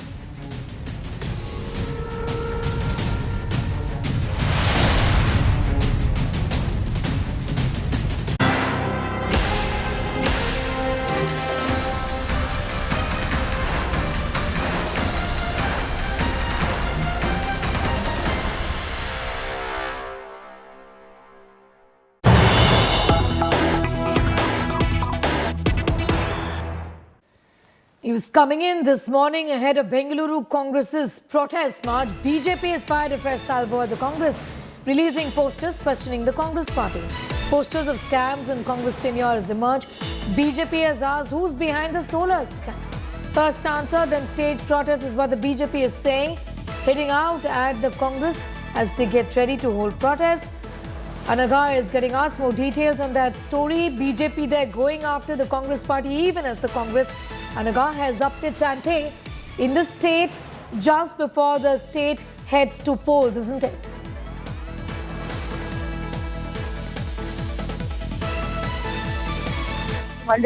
In about 300 locations against the government. This protest is regarding better governance and against corruption charges. And we're also getting to know that here BJP also held a press conference, just letting out a slew of corruption charges against the Congress government. In fact, I have the details right here with me. Health Minister Sudhakar has alleged that between 2013 and 2018, there were 35,000 crore financial irregularities. Now remember, this was the period when Congress was the power in Karnataka. 35,000 crore 35,000 crore scam is what BJP has alleged. They've also said that for a project that was taken up by NAPCL, 115 crore was approved by the Congress government, which was 53% more than the actual cost of the project. But here he also compared with the BJP government, saying that whereas the BJP government approves only 5% more than the tender estimate, what was the ill intention behind approving 53% more than the actual cost? These are massive allegations levied by the BJP, and right now we are getting to know that BJP is on its way to Lokayukta to file a case. We have BJP and Congress going at each other. They're at loggerheads with each other. One party protesting against alleged 40% commission Sarkar, whereas BJP going to Lokayukta to protest against the same party who is protesting, the Congress. You know, Anaga, I find this very interesting because as far as the BJP is concerned, particularly under the leadership of the Prime Minister here, corruption charges per se don't really stick. But this time around, in Karnataka, it does appear that Congress is making that apply. 40% commission Sarkar, pay CM, all of this is something that the Congress has been talking about for days and weeks together. I'm just wondering how long will these allegations really stick and whether this is going to really influence the voter this time around. Sneha, now we have elections coming up, and that is why both these parties are going at each other. One party bringing up evidences and proofs that this minister has carried out corruption, and the other party also to defend themselves, they are bringing...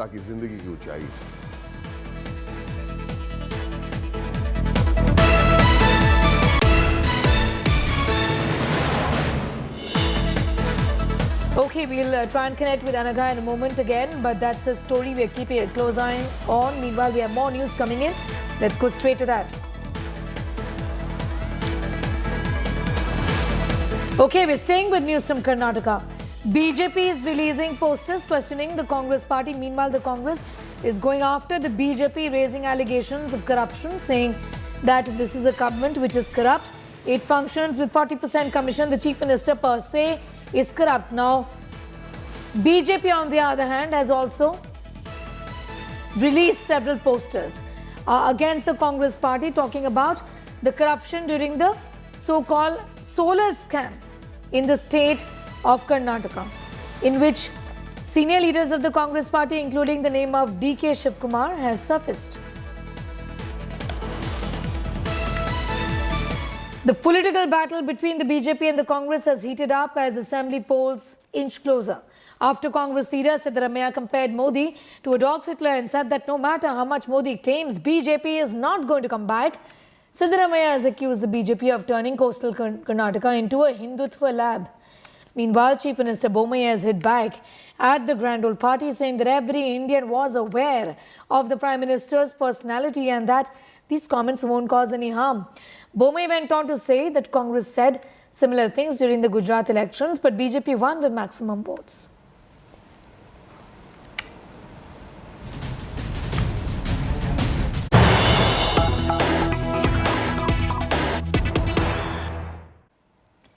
News coming in now. Akshay Kumar has hailed Prime Minister Modi for asking BJP workers to avoid unnecessary comments on films.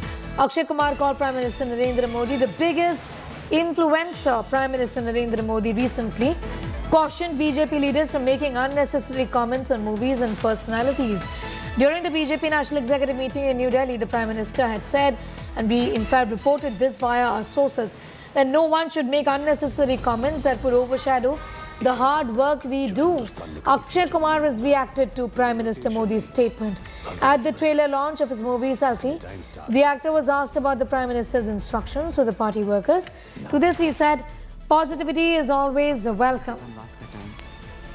Prime Minister is saying something, positivity is always welcome, ma'am. And if our Prime Minister is saying something like this, I think he's India's biggest influencer. If he's saying something, and if things change, it'll be great for the industry. And why not? It should change. Things should change. Because we go through so much. हम फिल्में बनाते हैं, फिल्में वो sensor board पे ले जाते हैं, वहाँ से पास करवा के सब कुछ ले जाके फिर कोई ना कुछ बोल देता है, फिर गड़बड़ हो जाती है सब कुछ. लेकिन अभी I think because he said it, I think things will work out for us. Positivity is always welcome, ma'am. And if our Prime Minister is saying something like this, I think he's India's biggest influencer. If he's saying something, and if things change, it'll be great for the industry. And why not? It should change. Things should change. Because we go through so much. हम फिल्में बनाते हैं, फिल्में वो sensor board पे ले जाते हैं, वहाँ से पास करवा के सब कुछ ले जाके फिर कोई ना कुछ बोल देता है, फिर गड़बड़ हो जाती है सब कुछ. लेकिन अभी I think because he said it, I think things will work out for us. Positivity is always welcome, ma'am. And if our Prime Minister is saying something like this, I think he's India's biggest influencer. If he's saying something, and if things change, it'll be great for the industry. And why not? It should change. Things should change. Because we go through so much.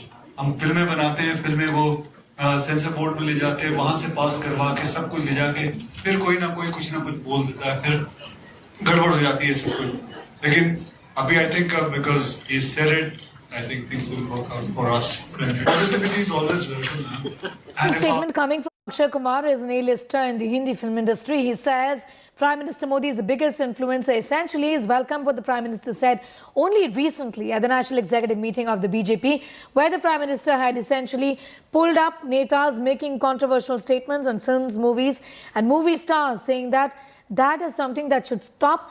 Focus on the work that is being done, because when you do make these comments against movies, these are the things that end up making headlines and not the kind of work that the government is doing. So stop doing it, is what the Prime Minister had said. In the National Executive meeting of the BJP, Akshay Kumar has welcomed and lauded the Prime Minister. Tushar is getting us more details. Tushar, a significant statement coming in from Akshay Kumar, and this comes at a time when unimaginable amount of flack is going the way of the Hindi film industry, isn't it? Absolutely, Sneha. And also, let's remember, this comes on the heels of another statement made by a very prominent Bollywood actor, Sunil Shetty. Just a few weeks back, we heard him speak in front of Yogi Adityanath, requesting him to look into this boycott culture, asking him to look into this because it's hurting the film industry, it's affecting the film industry. Akshay Kumar is perhaps the first mainstream actor to come out in public and make a very big statement. And like you said, the statement comes on the heels of... I'm going to request you to hold on for a moment. We have Ashok Pandit also joining us. Mr. Pandit, thank you for your time. Your response to what has been said by Mr. Akshay Kumar. The Prime Minister is the biggest influencer. And this comment on unnecessary criticism of films and these comments around bands, movies, that is something that should stop, is what the Prime Minister had said recently. You see, our Prime Minister is a very internationally strongest influencer. The message which he gave to his people or to politicians or to so-called leaders definitely makes an impact, because the message says that this will not be taken properly by the leadership. So when the head of the country condemns it or talks against it, the message trickles down to the to the level of workers and to the level of all the activists of that political party, and otherwise also to the other politicians, the other political parties also, that the head of the country is not liking it. So his message will definitely make a difference as far as targeting the film industry, targeting cinema, targeting actors, targeting we unfortunately have become soft targets. So it's not during Pathan. We have seen this. The industry has faced this anarchy or this kind of abuses right from a lot of time has passed by. We saw what happened in Padmavat. We saw what happened in Hindu Sarkar. We saw what happened during all. So it's become a passion to abuse cinema or people from the cinema industry, because it gives them immediate publicity and immediate recognition as far as their presence is concerned or as far as their existence is concerned. So definitely it will make a difference, and I really thank Akshay Kumar for coming to the forefront and thanking our Prime Minister on behalf of the industry. Mr. Pandit, I also want to ask you, in the context of what the Prime Minister had said a few days ago on this, do you think that this finally is going to stop the kind of unnecessary negativity that goes the way of the Hindi film industry and many actors? For example, Pathan is all set to be released, in just a few days from now. And this comment from the Prime Minister is just going to settle this controversy once and for all. And are you hopeful that it's going to do so? See, we always live in hopes. We are all creative people, and we want our creativity, freedom in our creativity. And there is a constitution under which this country runs. And if anybody has a problem, they can take legal recourse. And we're tired of saying this, And creativity has to be expressed the way one has to express. But I just want to make a point here. I really very keen on making a point here that we in the industry also have to ponder or self-analyze why this is happening. You see, one cannot deviate from an issue where boycott calls are not given to regional cinema. It's only Hindi cinema, because Hindi cinema is big. But you will never find these kind of boycott calls given to regional cinema, whether it's South or Calcutta or wherever, Bengal or any regional cinema. So it's very important. We in the industry also are contemplating within ourselves. We have to think on ourselves. And when in the industry itself, when one film maker is abused and mocked and accused and this thing by a colleague filmmaker or within the industry itself, so we are also instigating people to respond to people in a similar way. Okay. If you see a film like Kashmir File, when it is made, we in the film industry itself have mocked and abused it. We called it garbage. We called it propaganda. We went against that filmmaker. We went against the film. So you are instigating people in the country to come for this backlash. Okay. So it's very important for us, we people who are creative people, who create, who entertain people to think within ourselves, how do we respond to our filmmakers, our colleagues who make films. All right. I'm going to thank you, Mr. Pandit, for sharing your views with us. In fact, actor Kareena Kapoor Khan has spoken about boycott trends in the Hindi film industry. She was speaking at the Indian Chamber of Commerce, and she said, if that happens, how will we really entertain? Here's what she said. Listen in. I don't agree with it at all. Because if that happens, then how will we entertain you guys? How will you have the joy and happiness in your life, which I think everybody needs, and which cinema and films are promising, and which we've always done, and which films have always done. अगर film नहीं होगी तो entertainment कैसे होगा? Positivity is always welcome, ma'am. And if our Prime Minister is saying something like this, I think he's India's biggest influencer. If he's saying something, and if things change, it'll be great for the industry. And why not? it should change. Things should change because we go through so much.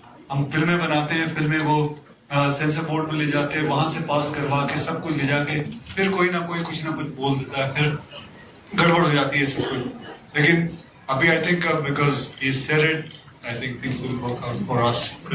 My colleague Dipali is getting us more details on that story. Dipali, in fact, a few days ago when we did report on the Prime Minister sending this message in the National Executive Meeting of the BJP, there was a sense of optimism which is now being expressed by Akshay Kumar, for example, that this sort of boycott and ban culture will now stop, given the Prime Minister, they say, is the biggest influencer. Yes, Sneha. In fact, just like how Tushar pointed out, that Akshay Kumar is the first mainstream actor to have come out and speak about what PM Modi has said for the statement that he made, and he urged his leaders to not speak any or give out any unnecessary comments regarding films, because clearly even in his statement right now, Akshay Kumar has said that change is welcomed, and if things will change after this, it will be great for the film industry. And also, if I can recall his interview with me during Raksha Bandhan, he had folded his hands that time, and he even urged people to not boycott films because it ultimately leads to impacting the economy of the country. So this is the second time actually when he's spoken about the entire controversy of boycott trends and everything that has been happening in the industry, due to which films are being impacted due to boycott trends. And Kareena Kapoor, just like Akshay Kumar, has also spoken about it during one of the events in Kolkata just yesterday. She was speaking and she was asked about it, and she said that if we will stop making films, how will people be entertained? So that's Kareena Kapoor for everyone, and Akshay Kumar has also spoken about it after PM Modi's statement, plus after Sunil Shetty went to Yogi Adityanath for telling him to stop people from boycotting films. My colleague Tushar as well, getting us more on that. Tushar, we're talking about a sense of optimism then in the Hindi film industry, given that there have been so many concerns and so many boycott calls that have been made. From what the Prime Minister has said, is your sense that things will ease out for the Hindi film industry, at least now? And, we're just actually 2 days away from the release of Pathan, isn't it? Yes, and it's a very important thing what the Prime Minister has said. And I was talking to a few producers yesterday. In fact, in the morning, my phone has been ringing. There is a sense of positivity. There is a sense of hope, because this is the first time that a very important figure, the Prime Minister, has come out and spoken. This obviously message seeps down to various cadres down the party, down the line. It also goes on to the social media trolls. The box office figures of Pathan, the opening numbers of Pathan are very, very important. And from what it looks like, Pathan is likely to take the biggest box office opening of Shah Rukh Khan's history, in the history of Shah Rukh Khan films, the biggest box office opening in the last 5 years. So it's going to be a very interesting week to see how this statement of the Prime Minister affects not just cash registers ringing, but also the box office openings for a film which has openly been called out for a boycott. Be with us, Tushar. I'm going to come back to you in a moment from now. Akshay Kumar has spoken out, and so has Kareena Kapoor Khan. Listening to what both of these A-listers had to say. Positivity is always welcome, ma'am. And if our Prime Minister is saying something like this, I think he's India's biggest influencer. If he's saying something, and if things change, it'll be great for the industry. And why not? It should change. Things should change. Because we go through so much. हम फिल्में बनाते हैं, फिल्में वो sensor board में ले जाते हैं, वहाँ से पास करवा के सब कुछ ले जाके फिर कोई ना कोई कुछ ना कुछ बोल देता है, फिर गड़बड़ हो जाती है सब कुछ. लेकिन अभी I think because he said it, I think things will work out for us. I don't agree with it at all, because if that happens, then how will we entertain you guys? How will you have the joy and happiness in your life, which I think everybody needs, and which cinema and films are promising, and which we've always done, and which films have always done. अगर film नहीं होगी तो entertainment कैसे होगा? Tushar is with us. Tushar, we're speaking about the sense of positivity in the Hindi film industry after what the Prime Minister has said. Remains to be seen how Pathan then is treated, because we're also picking up information about violence being reported from Assam, for example. And the Chief Minister, in fact, while speaking to Mr. Shah Rukh Khan, was fairly curt, isn't it? This kind of hostility continues in that sense. Yes, I mean, that's an example that has been talked about in the industry, from who is Mr. Shah Rukh Khan to Shri Shah Rukh Khan, the change in tonality on social media from what we know. And Shah Rukh himself has been very clear in the way he wants to promote Pathan. His first film where he has not come out and given interviews, his first film where he has not traveled across the corners of the country and promoted the film. He has only promoted Pathan through his social media sessions, interactions with fans. In fact, on Sunday evening, he stepped out of his house and did that signature wave to sea of fans standing outside the bungalow, waiting to watch Pathan. So the dynamics of the industry changing, Prime Minister's statement coming out and asking people to sort of, change their tone when it comes to the boycott culture. All these things are seen by producers, by the industry in a very, very big way. So like I said, Pathan's box office opening numbers, the day the film opens, are going to be a very clear signal on how and where this trend of boycott cancel culture is going. Interesting, Tushar, because now we have the Hindi film industry and people with different opinions as far as the political ideology is concerned, taking different stands on movies. Dipali, in that sense, movies have become completely political.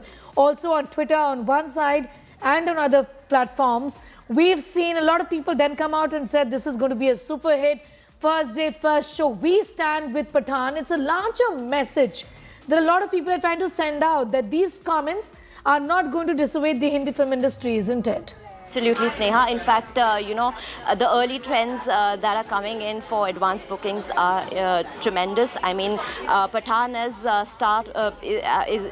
is off to a monstrous start as per reports, and the makers have also decided to screen the film as early as 6 a.m. In the premium format in most of the theatres, and even Gaiety Galaxy has announced that they will start as early as 9 a.m. Show for Pathan this week. So let's hope the trend is going to maybe change after this.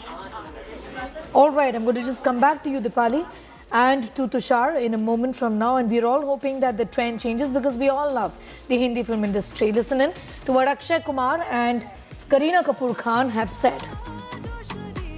Positivity is always welcome, and if our Prime Minister is saying something like this, I think he's India's biggest influencer.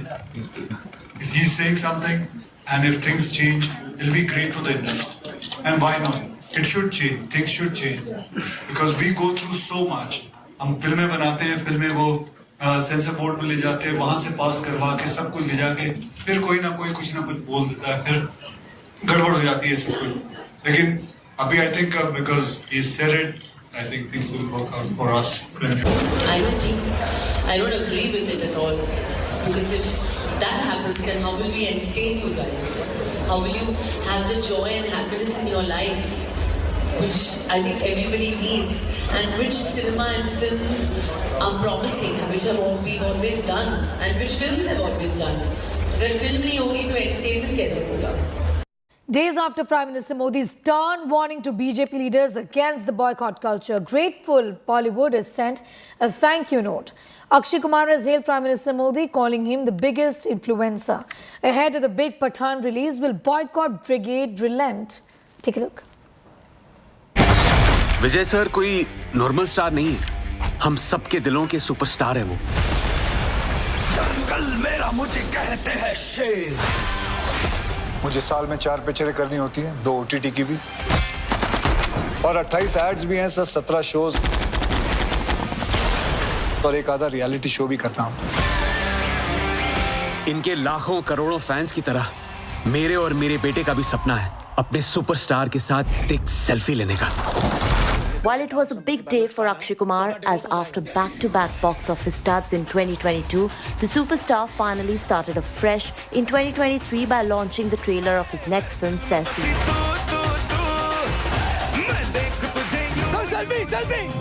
selfie!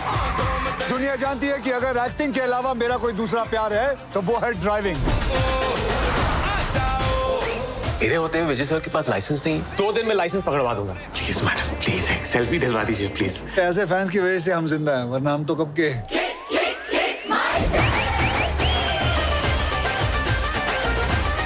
अपने fans से मैं बहुत प्यार करता हूँ, बस बुरा तब लगता है जब कुछ फैंस मेरे प्यार का फायदा उठाते हैं। सबके सामने अपनी यही चौड़ दिखाना चाहते थे ना तुम, कि तुम्हारे कहने पर एक फिल्म स्टार सुबह 7 बजे आ गया आरटीओ। तुम्हें क्या लगता है तुम लाइसेंस नहीं दोगे तो क्या लाइसेंस नहीं मिलेगा मुझे? बेटा एक बात सीख लो, अपने बाप जैसा ना ऑपर्चुनिस्टिक कभी मत बनना। But what grabbed attention during the Tran event in Mumbai was his reaction on Prime Minister Narendra Modi's statement asking BJP workers and leaders to refrain from making unnecessary remarks on irrelevant issues like films. So positivity is always welcome, ma'am. And if our Prime Minister is saying something like this, I think he's India's biggest influencer. If he's saying something and if things change, it'll be great for the industry. And why not? It should change. Things should change. Because we go through so much. हम फिल्में बनाते हैं, फिल्में वो sensor board में ले जाते हैं, वहाँ से पास करवा के सब कुछ ले जाके फिर कोई ना कोई कुछ ना कुछ बोल देता है, फिर गड़बड़ हो जाती है सब कुछ। लेकिन अभी I think because he said it, I think things will work out for us.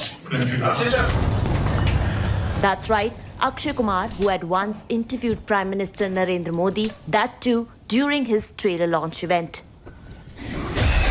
In Mumbai. If you jog your memory, PM Narendra Modi had suggested party workers to avoid unnecessary remarks as they put the party's development agenda on the back burner. In fact, even though several films were and have been at the center of controversies, his statement had come amid the protests and boycott trend against Shah Rukh Khan's Pathan. Moreover, days after, Sunil Shetty met and urged Uttar Pradesh Chief Minister Yogi Adityanath to help stop the Boycott Bollywood campaign. Stigma जो लगा हुआ वो हटना बहुत जरूरी है. I think all of us will agree about that. बाहर के देशों से और भारतीयों से अगर किसी ने जोड़ा है तो वो है म्यूजिक, हमारी कहानी. तो आई थिंक उस पर अगर हम ध्यान दें और आदरणीय प्रधानमंत्री जी से भी अगर आप ये कहें तो बहुत फर्क पड़ सकता है.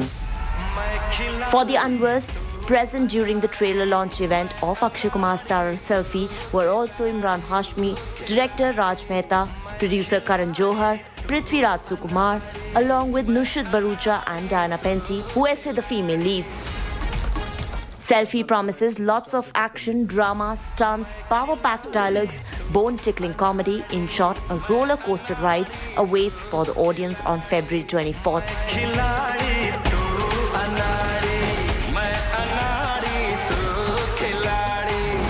The 3-minute-long video opens with Vijay, a superstar played by Akshay, performing some high-octane stunts. मुझे साल में 4 पिक्चरें करनी होती हैं, 2 OTT की भी, और 28 एड्स भी हैं, sir 17 shows. As the trailer unfolds, Imran, who plays the role of a police officer, introduces himself as इनके Akshay's लाखों करोड़ों fan. फैंस की तरह मेरे और मेरे बेटे का भी सपना है अपने सुपरस्टार के साथ एक सेल्फी लेने का. He then reveals his wish to meet Akshay and take a selfie. He tries to help his idol by getting the star a driving license, but things turn sour over a misunderstanding. कोई public उस सितारे को जमीन पे लेके आएगी. अगर उन्हें लाइसेंस चाहिए तो एक आम आदमी की तरह यहाँ आकर सारे टेस्ट देने पड़ेंगे.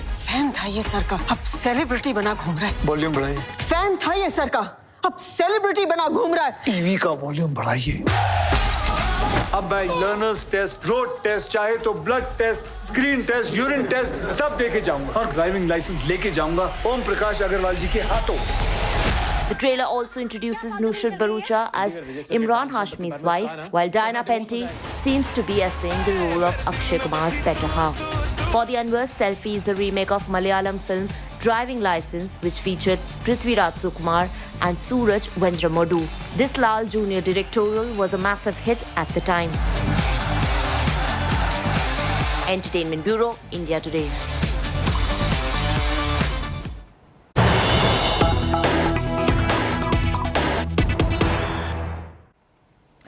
The Prime Minister is going to participate in a program to name 21 islands of Andaman and Nicobar after awardees of Paramveer Chakra. स्मारक को एक ऐसा स्मारक बनाने का भारत सरकार का प्रयास है जिससे सुभाष बाबू के पराक्रम को आने वाले कई सालों तक कई पीढ़ियां इससे संस्कार ले सके, इससे प्रेरणा ले सके। मैं आज इतना ही कहना चाहता हूं कि मोदी जी की सरकार बनने के बाद 2015 से सेना के लिए ढेर सारे कदम उठाए गए। वन रैंक वन पेंशन का मसला हल किया गया। सेना के एडमिनिस्ट्रेटिव स्ट्रक्चर में ऐतिहासिक परिवर्तन किए गए। सेना को, हमारी पूरी डिफेंस सिस्टम को आत्मनिर्भर बनाने का प्रयास किया गया। आधुनिक हथियारों से, आधुनिक संचार व्यवस्था से तीनों सेनाओं को लैस करने के लिए ढेर सारे कदम उठाए गए। ये सारे कदम एक और है और आज 21 परमवीर चक्र को सम्मानित करने का कदम एक और है। इतना महत्व इस कार्यक्रम का है और आज प्रधानमंत्री जी स्वयं हम सब के बीच में ऑनलाइन उपस्थित है। तब मैं ज्यादा बात करना नहीं चाहता। मैं इतना ही कहता हूं कि ये दोनों घटना जो आज यहाँ पर आकार ले रही है, शुरू हो रही है, वो दोनों घटनाओं से युगों युगों तक भारत की युवा पीढ़ी को देशभक्ति, शौर्य, पराक्रम का संदेश भी मिलेगा और संस्कार भी मिलेंगे। मैं फिर से गृह मंत्रालय की ओर से, समग्र देश की ओर से प्रधानमंत्री जी का धन्यवाद कर मेरी बात को समाप्त करता हूं। वंदे मातरम।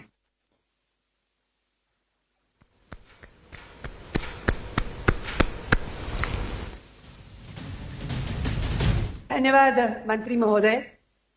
भारत के स्वर्णिम इतिहास की हमेशा सगति बनी रहे। भारत की स्वतंत्रता एवं सुरक्षा के लिए दिए गए बलिदानों का अनंत काल तक स्मरण हो। हमारे प्रधानमंत्री जी की हर समय यही चेष्टा रहती है, हम भूल न जाएं उनको। इसलिए सुने ये कहानी, जो शहीद हुए हैं उनकी हम हमेशा याद रखें कुर्बानी।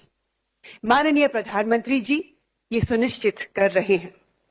जिनकी दूरदर्शिता से आज इन 21 द्वीपों का नामकरण हुआ है और जिन्होंने ये ऐतिहासिक कदम उठाकर सारे सैन्य बल का और समस्त देशवासियों का सर ऊंचा किया है, मैं उन्हें विश्व नेता, हमारे ओजस्वी बलशाली प्रधानमंत्री जी को नम्र निवेदन करूंगी कि वे हम सबको संबोधित करें, अपने अग्रणी विचारों से सभी भारतवासियों को प्रेरित करें। Please sir. नमस्कार। कार्यक्रम में उपस्थित देश के गृह मंत्री श्री अमित भाई शाह, अंडमान निकोबार के उपराज्यपाल, चीफ ऑफ डिफेंस स्टाफ, हमारी तीनों सेनाओं के अध्यक्ष, महानिदेशक, भारतीय तटरक्षक, कमांडर इन चीफ अंडमान एवं निकोबार कमान, समस्त अधिकारीगण, परमवीर चक्र विजेता वीर जवानों के परिवारों के सदस्यगण, अन्य महानुभाव, देवी और सज्जनों,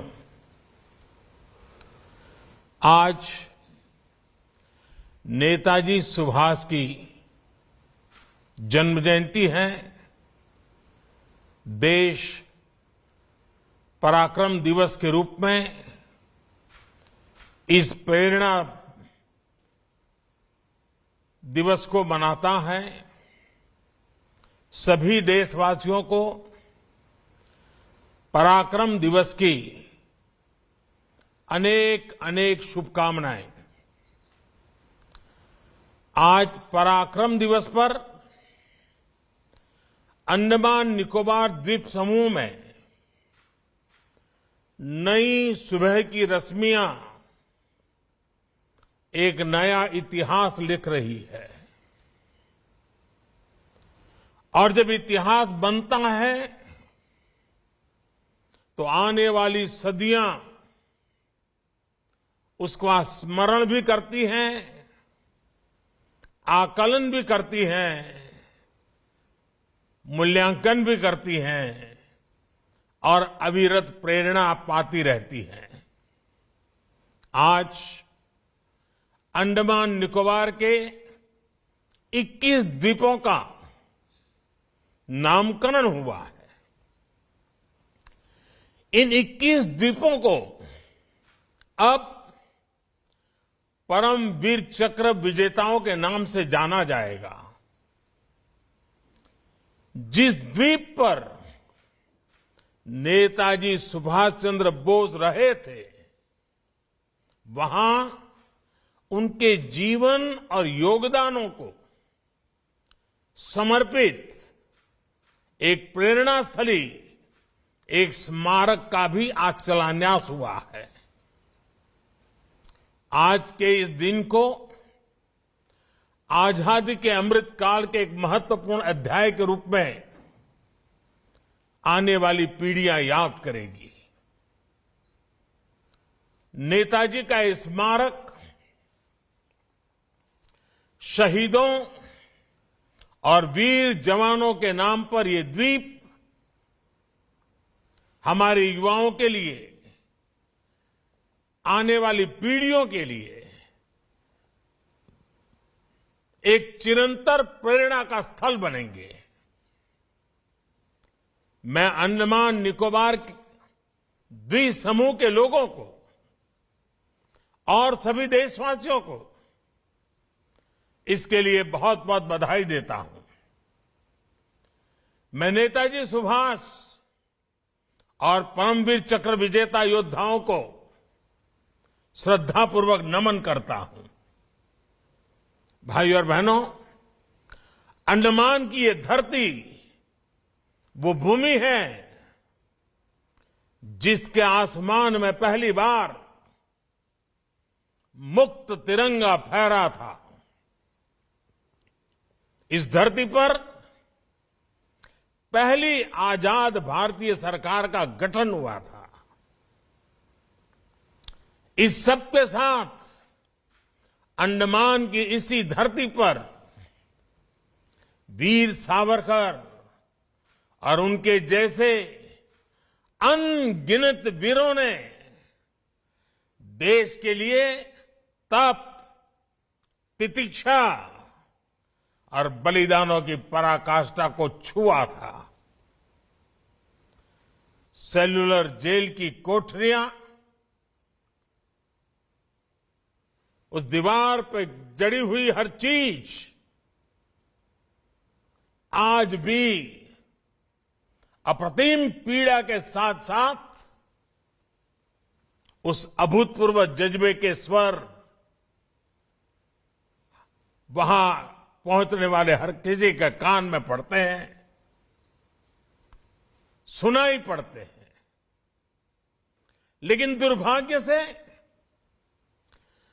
स्वतंत्रता संग्राम की उन स्मृतियों की जगह अंडमान की पहचान को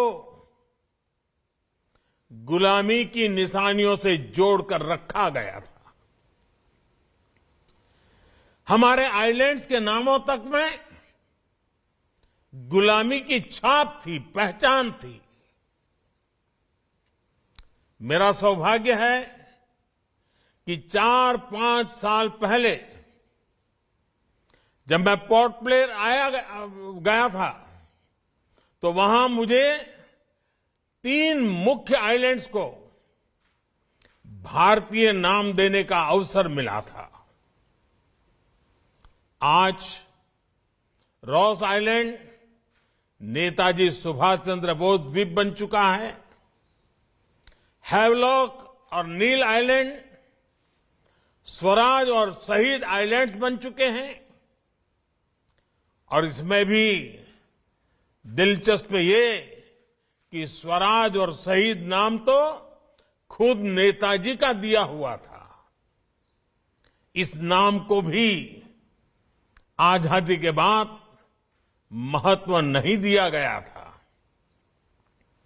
जब आजाद हिंद फौज की सरकार के 75 वर्ष पूरे हुए, तो हमारी सरकार ने इन नामों को फिर से स्थापित किया था। साथियों, आज 21वीं सदी का ये समय देख रहा है कि कैसे जिन नेताजी सुभाष को आजादी के बाद भुला देने का प्रयास हुआ,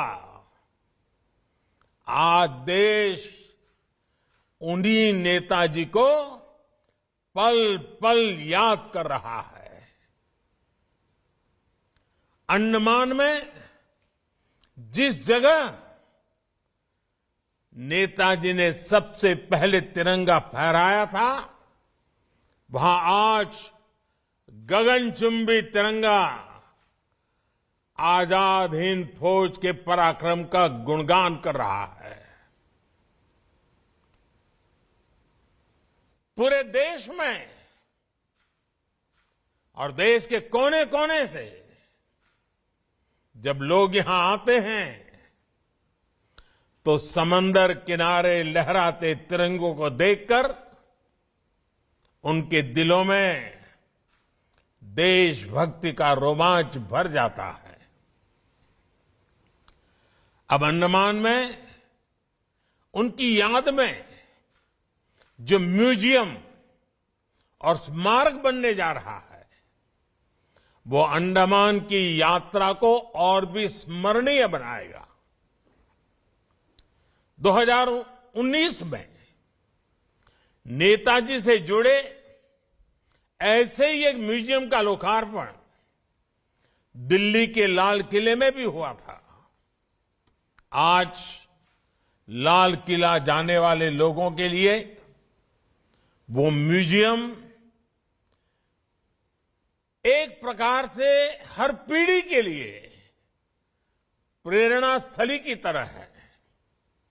इसी तरह बंगाल में उनकी 125वीं जयंती पर विशेष आयोजन हुए थे। देश ने इस दिन को पूरे धूमधाम से सेलिब्रेट किया था। उनके जन्म दिवस को पराक्रम दिवस के रूप में घोषित किया गया। यानी बंगाल से लेकर दिल्ली और अंडमान तक देश का ऐसा कोई हिस्सा नहीं है जो नेताजी को नमन न कर रहा हो, उनकी विरासत को संजो न रहा हो। साथियों, बीते 8-9 वर्षों में नेताजी सुभाष चंद्र बोस से जुड़े ऐसे कितने ही काम देश में हुए हैं जिन्हें आजादी के तुरंत बाद से हो जाना चाहिए था, लेकिन उस समय नहीं हुआ। देश के एक हिस्से पर आजाद भारत की पहली सरकार 1943 में बनी थी। इस समय को अब देश ज्यादा गौरव के साथ स्वीकार कर रहा है। जब आजाद हिंद सरकार के गठन के 75 वर्ष पूरे हुए, तब लाल किले पर देश ने झंडा फहराकर नेताजी को नमन किया था। दशकों से नेताजी के जीवन से जुड़ी फाइलों को सार्वजनिक करने की मांग हो रही थी। ये काम भी देश ने पूरी श्रद्धा के साथ आगे बढ़ाया। आज हमारी लोकतांत्रिक संस्थाओं के सामने कर्तव्य पथ पर भी नेताजी बोस की भव्य प्रतिमा हमें हमारे कर्तव्यों की याद दिला रही है। मैं समझता हूं ये काम देश हित में बहुत पहले हो जाने चाहिए थे, क्योंकि जिन देशों ने अपने नायक नायिकाओं को समय रहते जनमानस से जोड़ा,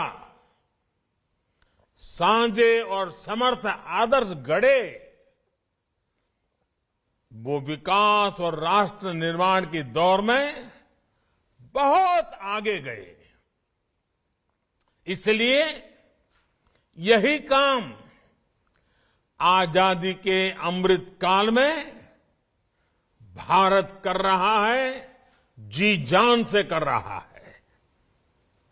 साथियों, जिन 21 द्वीपों को आज नया नाम मिला है, उनके इस नामकरण में भी गंभीर संदेश छिपे हैं। ये संदेश है एक भारत श्रेष्ठ भारत की भावना। ये संदेश है देश के लिए दिए गए बलिदान की अमरता का संदेश। वयम अमृतस्य पुत्राः। और ये संदेश है भारतीय सेना के अद्वितीय शौर्य और पराक्रम का संदेश। जिन 21 परमवीर चक्र विजेताओं के नाम पर इन द्वीपों को जब जाना जाएगा, उन्होंने मातृभूमि के कण कण को अपना सब कुछ माना था। उन्होंने भारत मां की रक्षा के लिए अपना सर्वस्व न्योछावर कर दिया था। वे भारतीय सेना के हैं, वे वीर सिपाही देश के अलग अलग राज्यों से थे, अलग अलग भाषा, बोली और जीवन शैली के थे, लेकिन मां भारती की सेवा और मातृभूमि के लिए अटूट भक्ति उन्हें एक करती थी, जोड़ती थी, एक बनाती थी। एक लक्ष्य, एक राह, एक ही मकसद और पूर्ण समर्पण। साथियों, जैसे समंदर अलग अलग द्वीपों को जोड़ता है, वैसे ही एक भारत श्रेष्ठ भारत का भाव भारत मां की हर संतान को एक कर देती है। मेजर सोमनाथ शर्मा, पीरू सिंह, मेजर शैतान सिंह से लेकर कैप्टन मनोज पांडे, सूबेदार जोगिंदर सिंह और लांस नायक अल्बर्ट एक्का तक, वीर अब्दुल हमीद और मेजर रामास्वामी परमेश्वरन से लेकर सभी 21 परमवीर, सबके लिए एक ही संकल्प था, राष्ट्र सर्वप्रथम, इंडिया फर्स्ट। उनका ये संकल्प जब इन द्वीपों के नाम से हमेशा के लिए अमर हो गया है। करगिल युद्ध में ये दिल मांगे मोर का विजय घोष करने वाले कैप्टन विक्रम, इनके नाम पर अंडमान में एक पहाड़ी भी समर्पित की जा रही है। भाई और बहनों, अंडमान निकोबार के द्वीपों का ये नामकरण उन परमवीर चक्र विजेताओं का सम्मान तो है ही, साथ ही भारतीय सेनाओं का भी सम्मान है। पूरब से पश्चिम, उत्तर से दक्षिण, दूर सुदूर, समंदर हो या पहाड़, इलाका निर्जन हो या दुर्गम, देश की सेनाएं देश के कण कण की रक्षा में तैनात रहती है। आजादी के तुरंत बाद से ही हमारी सेनाओं को युद्धों का सामना करना पड़ा। हर मौके पर, हर मोर्चे पर हमारी सेनाओं ने अपने शौर्य को सिद्ध किया है। ये देश का कर्तव्य था कि राष्ट्र रक्षा इन अभियानों में स्वयं को समर्पित करने वाले जवानों को, सेना के योगदानों को व्यापक स्तर पर पहचान दी जाए। आज देश उस कर्तव्य को, उस जिम्मेदारी को पूरे करने का हर कोशिश प्रयास कर रहा है। आज जवानों और सेनाओं के नाम से देश को पहचान दी जा रही है। साथियों, अंडमान एक ऐसी धरती है जहां पानी, प्रकृति, पर्यावरण, पुरुषार्थ, पराक्रम, परंपरा, पर्यटन, प्रबोधन और प्रेरणा सब कुछ है। देश में ऐसा कौन होगा जिसका मन अंडमान आने का नहीं करता है। अंडमान का सामर्थ्य बहुत बड़ा है।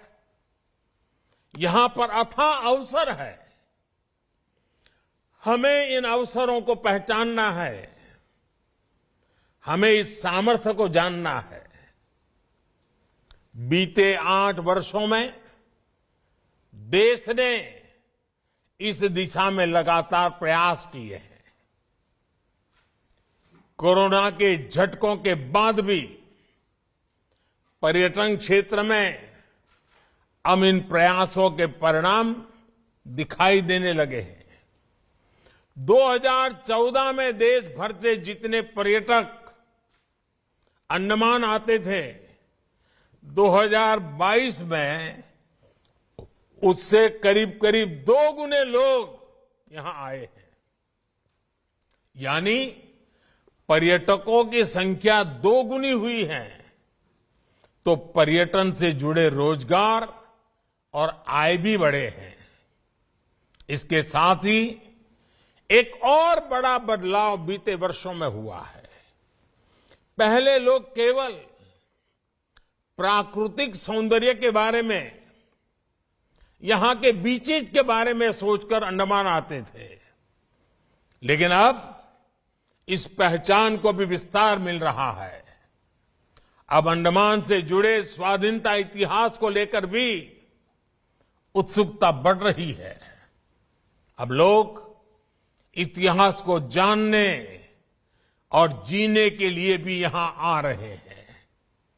साथ ही अंडमान निकोबार के द्वीप हमारी समृद्ध आदिवासी परंपरा की धरती भी रहे हैं। अपनी विरासत पर गर्व की भावना इस परंपरा के लिए भी आकर्षण पैदा कर रही है। हम नेताजी सुभाष चंद्र बोस से जुड़ी स्मारक और सेना के शौर्य को सम्मान देशवासियों में यहां आने के लिए नई उत्सुकता पैदा करेगा। आने वाले समय में यहां पर्यटन के और भी असीम अवसर पैदा होंगे। साथियों, हमारे देश की पहले की सरकारों में खासकर विकृत वैचारिक राजनीति के कारण दशकों से जो हीन भावना और आत्मविश्वास की कमी रही, उसके कारण देश के सामर्थ्य को हमेशा अंडर एस्टिमेट किया गया। चाहे हमारे हिमालयी राज्य हो, विशेषकर पूर्वोत्तर के राज्य हो, या फिर अंडमान निकोबार जैसे समुद्री द्वीप क्षेत्र, इन्हें लेकर ये सोच रहती थी कि ये तो दूर दराज के दुर्गम और अप्रासंगिक इलाके हैं। इस सोच के कारण ऐसे क्षेत्रों की दशकों तक उपेक्षा हुई, उनके विकास को नजरअंदाज किया गया। अंडमान निकोबार द्वीप समूह इसका भी साक्षी रहा है। दुनिया में ऐसे कई देश हैं, ऐसे कई विकसित द्वीप हैं जिनका आकार हमारे अंडमान निकोबार से भी कम है, लेकिन चाहे सिंगापुर हो, मालदीव हो, सेशेल्स हो, ये देश अपने संसाधनों के सही इस्तेमाल से टूरिज्म का एक बहुत बड़ा आकर्षण का केंद्र बन गए। पूरी दुनिया से लोग इन देशों में पर्यटन और बिजनेस से जुड़ी संभावनाओं के लिए आते हैं। ऐसी ही सामर्थ्य भारत के द्वीपों के पास भी है। हम भी दुनिया को बहुत कुछ दे सकते हैं, लेकिन कभी पहले उस पर ध्यान नहीं दिया गया। हालात तो ये थे कि हमारे यहां कितने द्वीप हैं, कितने टापू हैं, इसका हिसाब किताब तक नहीं रखा गया था। आज देश इस ओर आगे बढ़ रहा है। अब देश में प्राकृतिक संतुलन और आधुनिक संसाधनों को एक साथ आगे बढ़ाया जा रहा है। हमने सबमरीन ऑप्टिकल फाइबर के जरिए अंडमान को तेज इंटरनेट से जोड़ने का काम शुरू किया। अब अंडमान में भी बाकी देश की तरह ही तेज इंटरनेट पहुंचने लगा है। डिजिटल पेमेंट और दूसरी डिजिटल सेवाओं का भी यहां तेजी से विस्तार हो रहा है। इसका भी बड़ा लाभ अंडमान आने जाने वाले टूरिस्टों को हो रहा है। साथियों, अतीत में अंडमान निकोबार ने आजादी की लड़ाई को नई दिशा दी थी। उसी तरह भविष्य में ये क्षेत्र देश के विकास को भी नई गति देगा। मुझे विश्वास है हम एक ऐसे भारत का निर्माण करेंगे जो सक्षम होगा, समर्थ होगा और आधुनिक विकास की बुलंदियों को छुएगा। इसी कामना के साथ एक बार फिर नेताजी सुभाष और हमारे सभी वीर जवानों के चरणों में नमन करता हूं। आप सबको पराक्रम दिवस की बहुत बहुत शुभकामनाएं। बहुत बहुत धन्यवाद।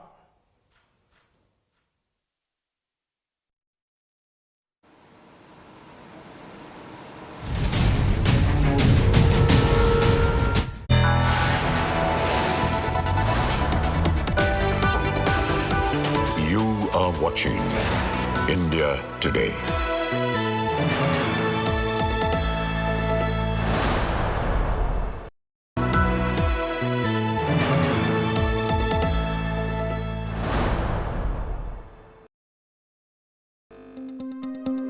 News is about putting people first. Just look at the queues right across.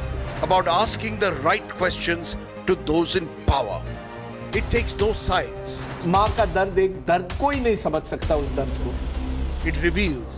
It heals. Angry people came out on the streets. Is this the kind of justice system we want in this country? News is all heart and no hatred. Bilkis Bano आज क्या कहना चाहेगी आप? हमारे साथ जो हुआ है किसी के साथ भी नहीं होना चाहिए. Experience the news. With me, Rajdeep Sardesai, only on India Today.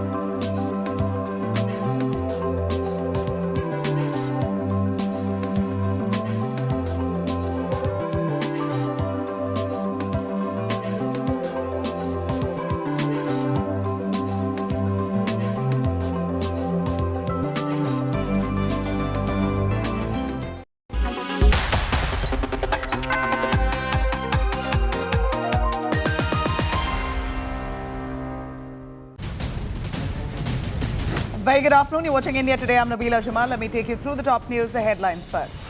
Days after Prime Minister Modi warned BJP leaders against the boycott culture, Akshay Kumar hails Prime Minister Modi as the biggest influencer, says positivity is welcome. Now, TMC RSS spar over Netaji's legacy. RSS chief Bhagwat lauds Netaji. TMC blames the RSS for appropriating icons.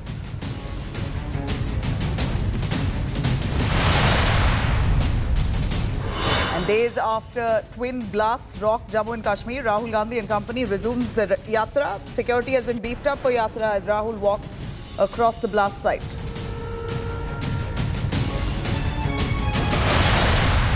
Now, Supreme Court is likely to hear the hijab case. Pro-hijab petitioners seek urgent hearing, says hijab-clad girls are missing out on education.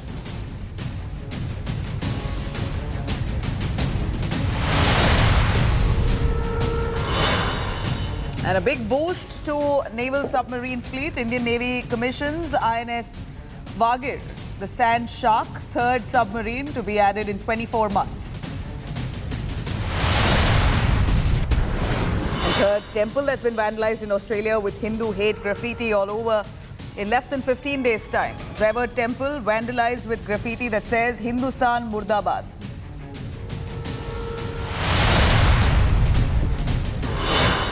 Pakistan witnesses dark age as massive power outage cripples Pakistan.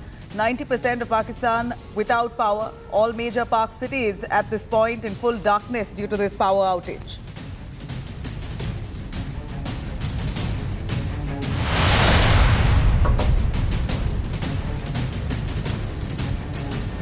Now, just days after Prime Minister Modi's stern warning to BJP leaders against this boycott culture that's been trending on social media platforms, grateful Bollywood now sends a thank you message to Prime Minister Modi, led by actor Akshay Kumar, who hails Modi and calls him the biggest influencer.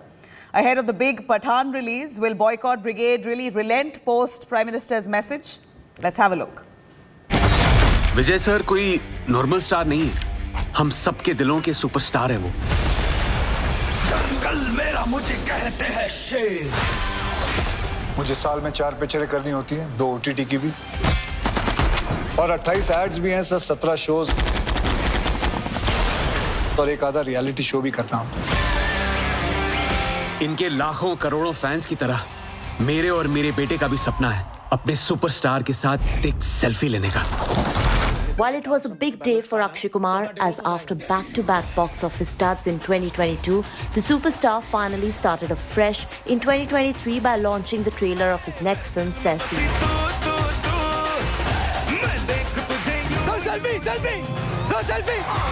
दुनिया जानती है कि अगर acting के अलावा मेरा कोई दूसरा प्यार है तो वो है ड्राइविंग।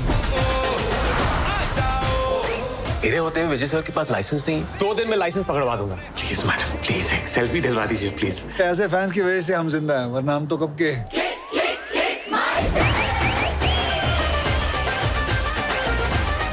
अपने फैंस से मैं बहुत प्यार करता हूँ, बस बुरा तब लगता है जब कुछ फैंस मेरे प्यार का फायदा उठाते हैं। सबके सामने अपनी यही चौड़ दिखाना चाहते थे ना तुम, कि तुम्हारे कहने पर एक फिल्म स्टार सुबह 7 बजे आ गया RTO। तुम्हें क्या लगता है तुम लाइसेंस नहीं दोगे तो क्या लाइसेंस नहीं मिलेगा मुझे? बेटा एक बात सीख लो, अपने बाप जैसा ना ऑपर्चुनिस्टिक कभी मत बनना। But what grabbed attention during the Tran event in Mumbai was his reaction on Prime Minister Narendra Modi's statement asking BJP workers and leaders to refrain from making unnecessary remarks on irrelevant issues like films. So positivity is always welcome, ma'am. And if our Prime Minister is saying something like this, I think he's India's biggest influencer. If he's saying something and if things change, it'll be great for the industry. And why not? It should change. Things should change. Because we go through so much. हम फिल्में बनाते हैं, फिल्में वो sensor board में ले जाते हैं, वहाँ से पास करवा के सब कुछ ले जाके फिर कोई ना कोई कुछ ना कुछ बोल देता है, फिर गड़बड़ हो जाती है सब कुछ। लेकिन अभी I think because he said it, I think things will work out for us. That's right. Akshay Kumar, who had once interviewed Prime Minister Narendra Modi, hailed him, that too during his trailer launch event in Mumbai.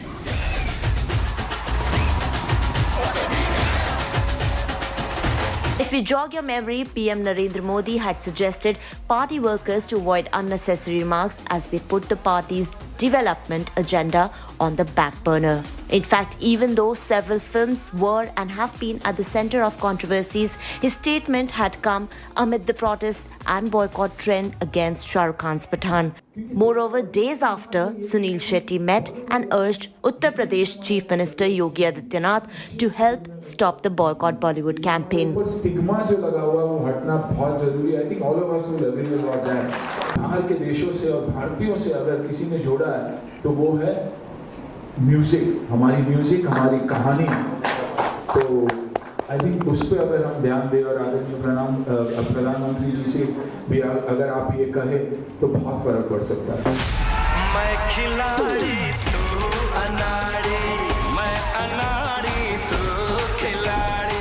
Entertainment Bureau, India Today.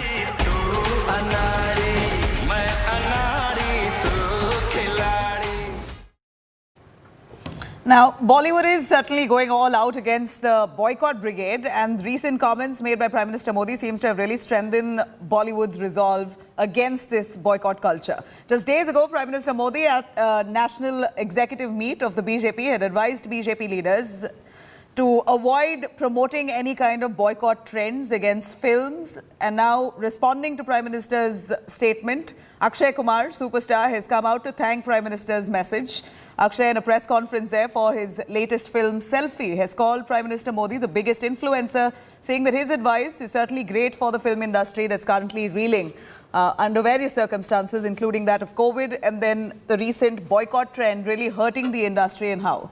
Akshay's comments, hailing the Prime Minister's message, just comes amid the recent boycott calls and violence against Shah Rukh Khan's next film, Pathan. Kareena Kapoor, who recently faced a boycott call for her "Don't like us, don't watch us" comment, has also echoed Akshay Kumar's sentiments, saying that movies are supposed to bring joy and happiness, but they can no longer entertain if such boycott trends continue to become a culture. I don't agree with it at all. Because if that happens, then how will we entertain you guys?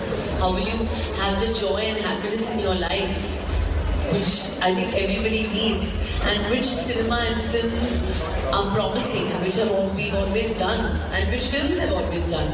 अगर film नहीं होगी तो entertainment कैसे होगा? You see, our Prime Minister is a very internationally strongest influencer. The message which he gave to his people or to politicians or to so-called leaders definitely makes an impact, because the message says that this will not be taken properly by the leadership. So when the head of the country condemns it or talks against it, the message trickles down to the to the level of workers and to the level of all the activists of that political party, and otherwise also to the other politicians, other political parties also, that the head of the country is not liking it. So his message will definitely make a difference as far as targeting the film industry, targeting cinema, targeting actors, targeting we unfortunately have become soft targets. All right, I'm going to quickly cut across to our entertainment reporters who've been extensively tracking the developments in Bollywood amid this boycott culture. Anita Brito, Tushar Joshi, both of you have been really seeing the struggles of Bollywood post-COVID. They've faced severe losses, and this boycott culture isn't really helping. Tushar, Prime Minister Modi's message at this point, has it really boosted their morale? Nabila, this definitely is good news for the industry.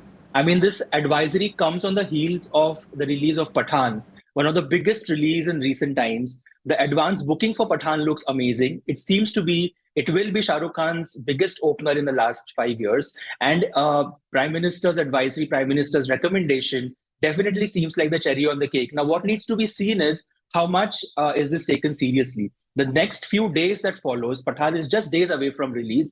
How much of an impact has this advisory of the Prime Minister had on people who follow cancel culture, boycott culture will be seen. But producers for now are definitely pleased with this comment that has come directly from the Prime Minister.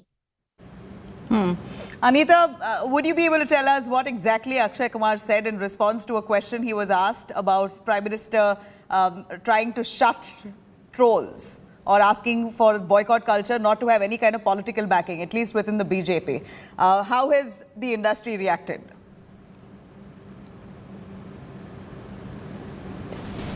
Anita, if you can hear me. Industry is really welcome. Hello? Go on. So industry is quite happy with the news, like Tushar said, because this is a welcome, welcome change or welcome news by Mr. Narendra Modi. And like Akshay said, it is, positivity is welcome. And this is a positive message that Modi tried to, share it across. And it is high time to see entertainment as entertainment and not, drag into politics. If we don't have films, what are we going to do? If keep boycotting every film that releases for small issues, be it the color of a bikini or be it anything else, how are we going to survive? How are the people going to survive who are making this film? It's not only the actors, it is a work of the entire team. It is there is cameraman, there is makeup man, there are a lot of people involved in making one particular film. It's not only the actors. So it is important, like I was saying earlier as well, it is high time to ban that word boycott in the industry and for every one of us. Nabila.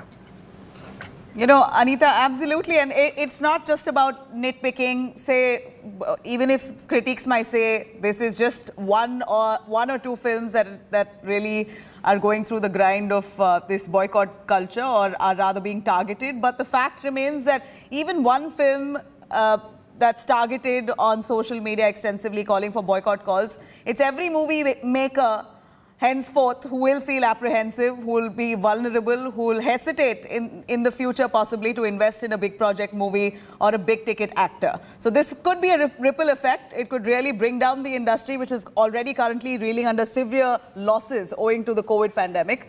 Now, let me quickly cut across though to some of those reactions that came in earlier. Of course, Akshay Kumar responding to Prime Minister Modi's statement or advice to his own netas. Akshay says this certainly was the need of the hour. Let's hear it from Kareena as well, what she spoke about the boycott culture.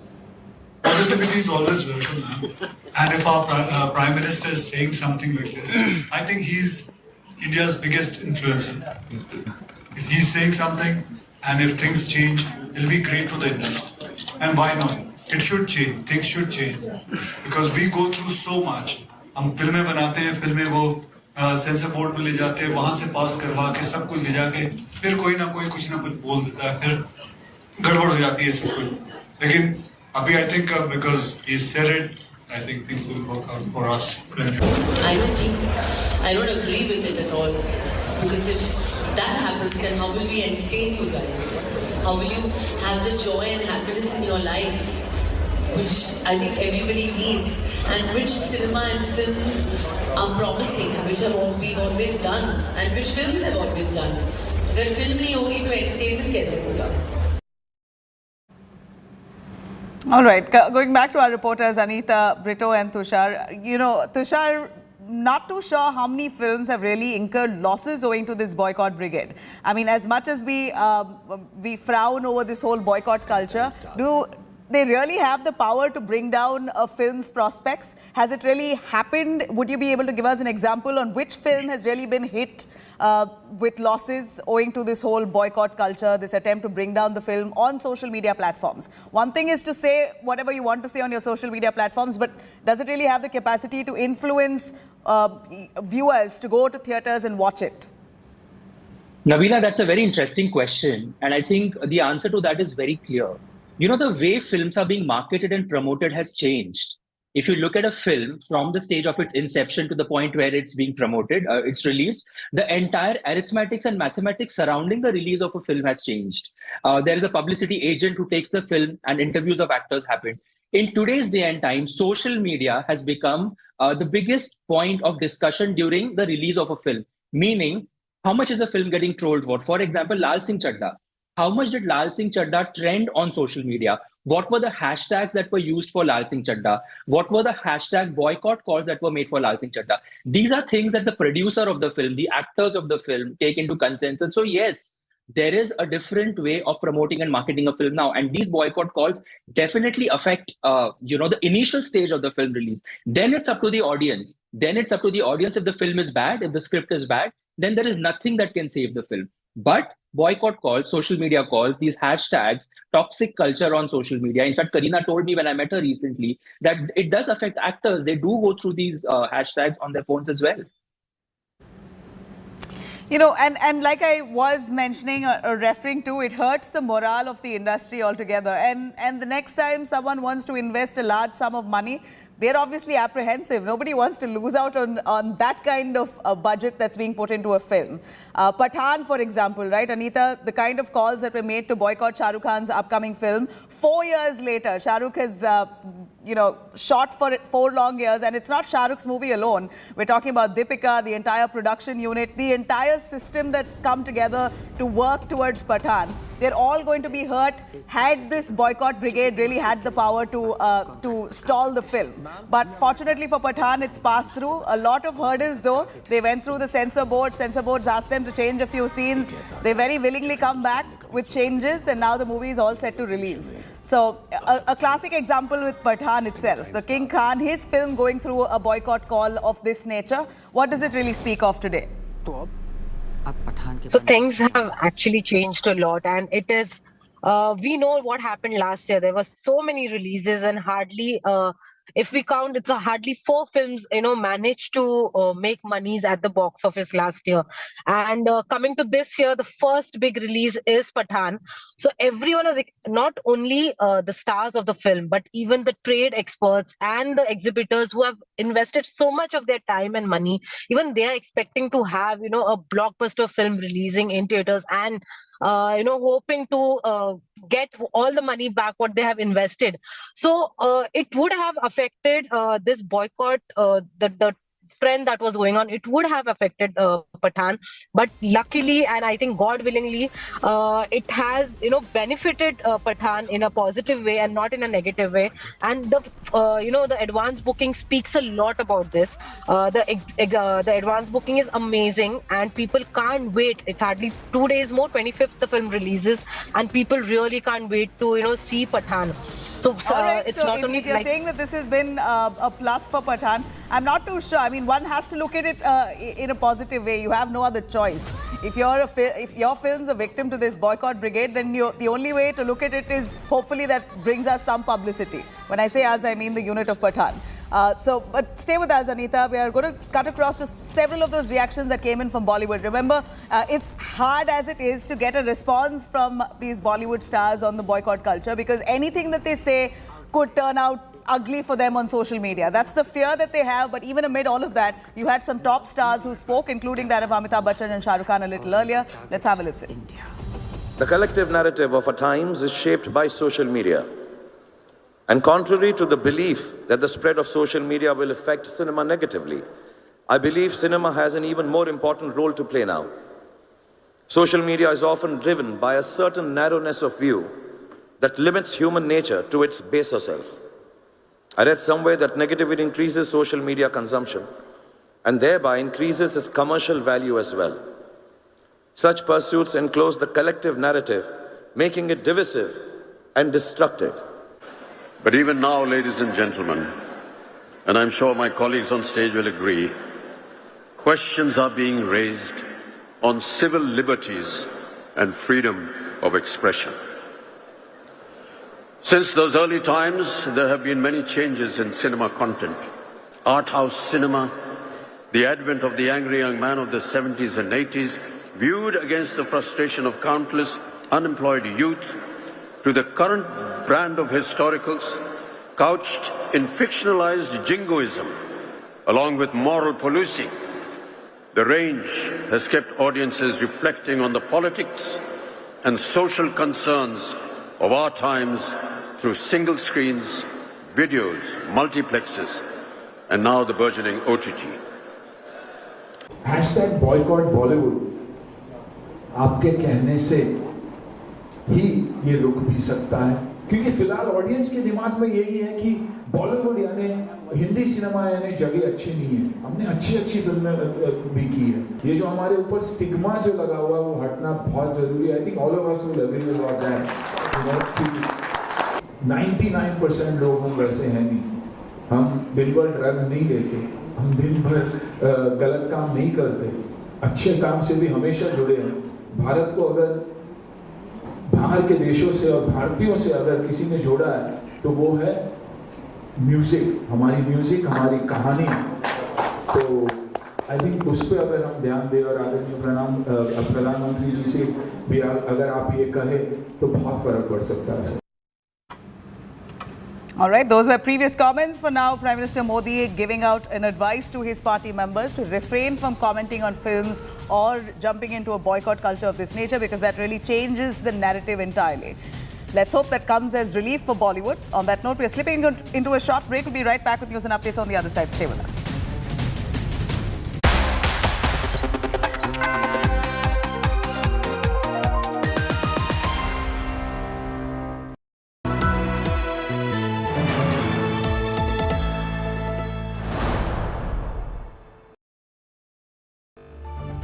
The men and women who built Indian industry, and the young guns who are shaping tomorrow's India. From storied careers to unicorn dreams. The equity market is a dynamic space that needs sharper insights and perfect timing. What stock, what fund, what to pick and what to sell. How do you make money on the markets? And what are the superior strategies for a winning portfolio? Your questions answered by 30 years Of undisputed leadership. Only at the Market Today Summit.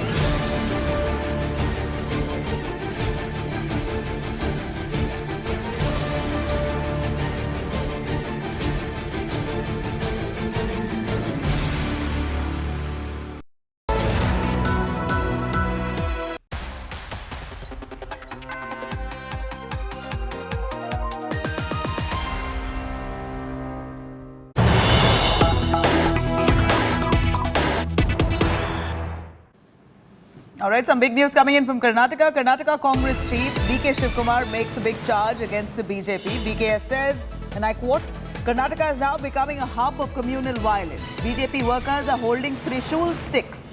Why don't sons of MLAs and MPs work for the party?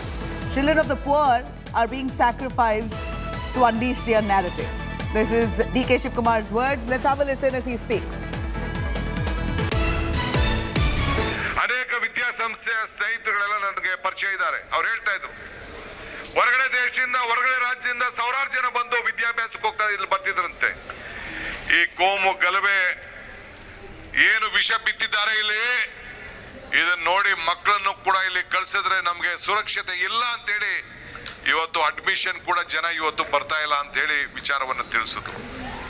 ಈಗ ತಾನೇ ಹರಿಪ್ರಸಾದ್ ಅವ್ರು ಮಾತಾಡಿದ್ರು, ಅನೇಕ ಕೊಲೆಗಳ ವಿಚಾರ, BJP ಕಾರ್ಯಕರ್ತರು ಕೊಲೆ ಆಗಿದ್ದಾರೆ, ಪಾಪ ಅಮಾಯಕರು ಅಲ್ಪಸಂಖ್ಯಾತರು ಕೊಲೆ ಆಗಿದ್ದಾರೆ, ಬಿಜೆಪಿ ಕಾರ್ಯಕರ್ತರು ಪಾಪ ಆ ಪಕ್ಷಕ್ಕೋಸ್ಕರ ತ್ರಿಶೂಲ ಅದು ಗಡ್ಡಿ ದೊಣ್ಣೆ ಎಲ್ಲ ಹಿಡಿದು ಹೋರಾಟ ಮಾಡಿದ್ದಾರೆ. ಯಾಕೆ ಒಬ್ಬ ನಾಯಕ ಅಂತ ಒಬ್ಬ MLA ಮಗನೋ ಒಬ್ಬ ಮಂತ್ರಿ ಮಗನೋ ಯಾಕೆ ಆ ಪಕ್ಷದ ಸಂಘಟನೆಗೆ ಯಾಕೆ ಅವ್ರು ಮುಂದಕ್ಕೆ ಬರ್ತಾ ಇಲ್ಲ? ಬರೀ ಬಡವ್ರ ಮಕ್ಕಳು ಮಾತ್ರ ನೀವು ಬಲಿ ಕೊಡ್ತಾ ಇದ್ದೀರಾ? ಬರೀ ಬಡವ್ರ ಮಕ್ಕಳನ್ನ ನೀವು ಬಲಿ ಕೊಡುವಂತ ಕೆಲಸವನ್ನ ನೀವು ಮಾಡ್ತಾ ಇದ್ದೀರಿ. All right, I'm going to cut across to Sagai Raj, who's been tracking those developments from Bengaluru. Sagai, a quick word. DK Shivkumar in a spirited talk there. It seems like he's addressing a public platform where he's accusing the BJP of indulging in communal violence, making Karnataka the hub of communal violence, and then accuses them of using poor children to wield swords and trishuls and unleash their narrative. The same way BJP's Neta's sons do not come in and jump in on the same. I'm going to cut across though to Surjewala, who's just addressing a press conference. The guy, stay with us. Cutting across. They have converted into a garbage city. I think that's why you have to get together, no? Just let's wait. Let everybody come.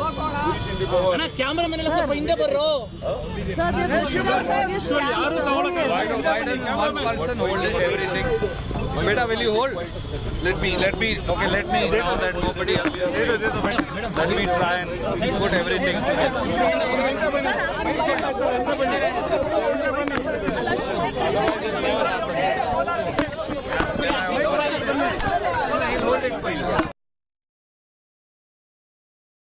That was a word coming in from Surjewala. We are, of course, tracking those developments there. Karnataka Congress Netas who are protesting against the BJP, a silent protest that they're holding right now. And one must remember that this is a poll-bound state. Elections just about 2 months away in Karnataka. So we see the poll battle really heating up with the opposition stepping up their attack on the BJP. Congress engaged in a heated battle with the BJP, accusing them of poor infrastructure and corruption. Congress workers there holding a protest at 51 metro stations and 26 flyovers. DK Shivkumar speaking on that. Places in all the wards of Bangalore, there is a protest going on, a silent protest in the corporation area to show to the people, to see in their own eyes. Nothing to hear from the ears. It is only seeing from the eyes. They have been tested. More than hundreds of deaths accidents have happened, and deaths has been the highest death after independence. So people are suffering. The entire price rise is being affected to all the common men. There is no solution to the BJP. Congress party is there to give a solution. That is why we are on the Yatra. So on the way to the Yatra to Kolar, we found our workers have been protesting in Bangalore city. So we wish them all the best. I want the people of Bangalore to have a look at what is the situation. Sir, BJP has launched a campaign, sir, against you, saying first answer, then protest. They raise questions about scams during... I am appealing and requesting the Honorable Chief Minister, let it come to your media. All right, Congress in Karnataka continuing the protest against the BJP on multiple levels of poor infrastructure and corruption. That's what they're accusing. And as the poll battle heats up in the state of Karnataka, here's the protest that we continue to track. For now, a short break. On the other side, we're giving you a glimpse of the kind of outage that Pakistan is currently crippling under. 90% of Pakistan at this point out of power. More on that on the other side. Stay with us.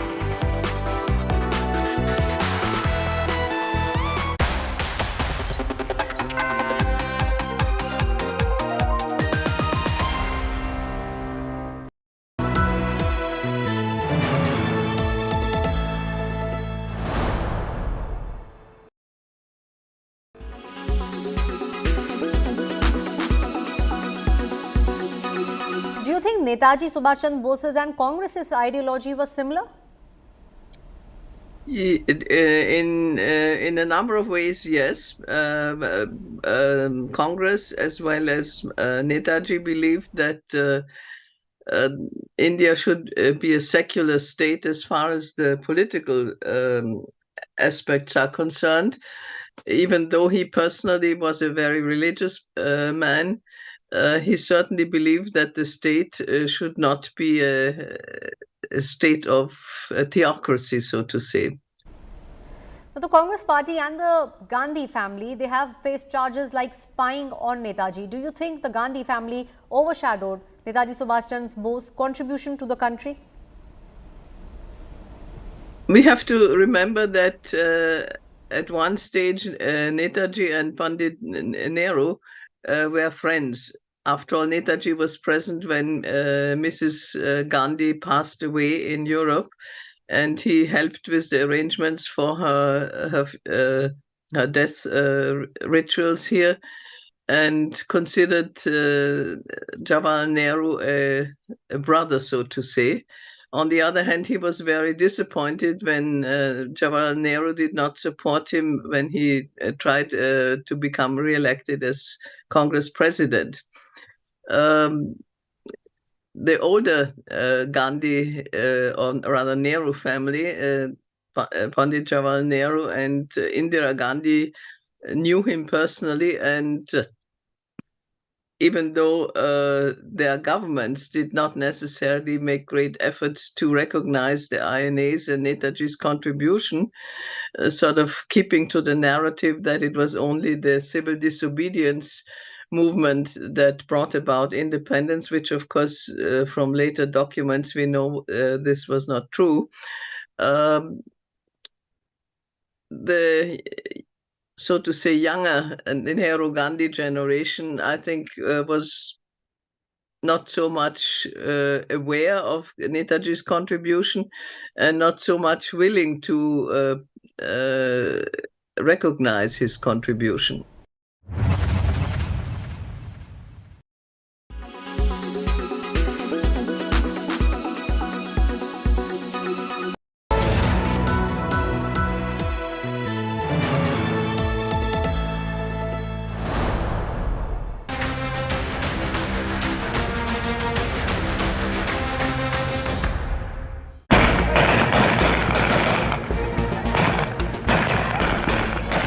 Chaos, crisis and collapse in Pakistan.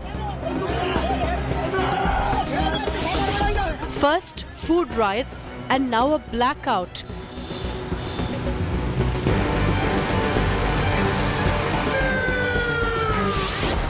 %90 of Pakistan slips into a dark age.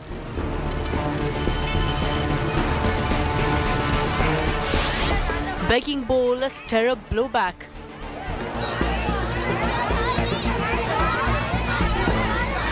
This is the price of peddling terror.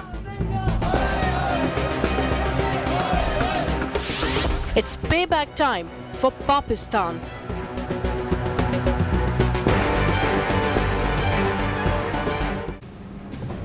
Now, as you see, Pakistan has been hit by a major power outage. Cities like Lahore, Islamabad, Karachi have been plunged into darkness.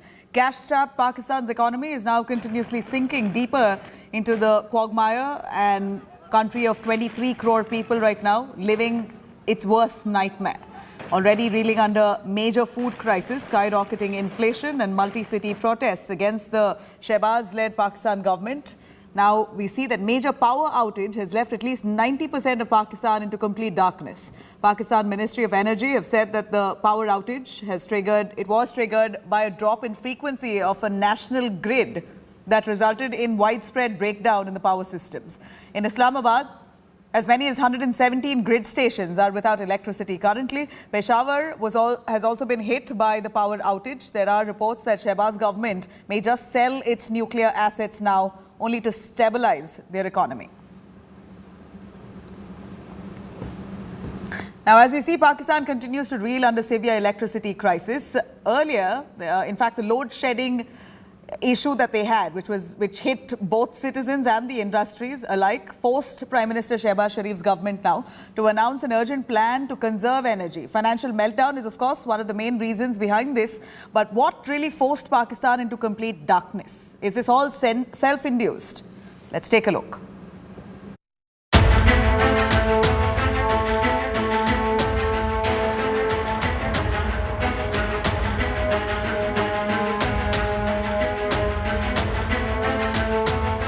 A historically bad year behind it. Things are set to get worse in Pakistan. Bruised and battered by unprecedented economic turmoil, the country has decided to do what most would consider unthinkable. It has flipped the switch on the country's electricity use.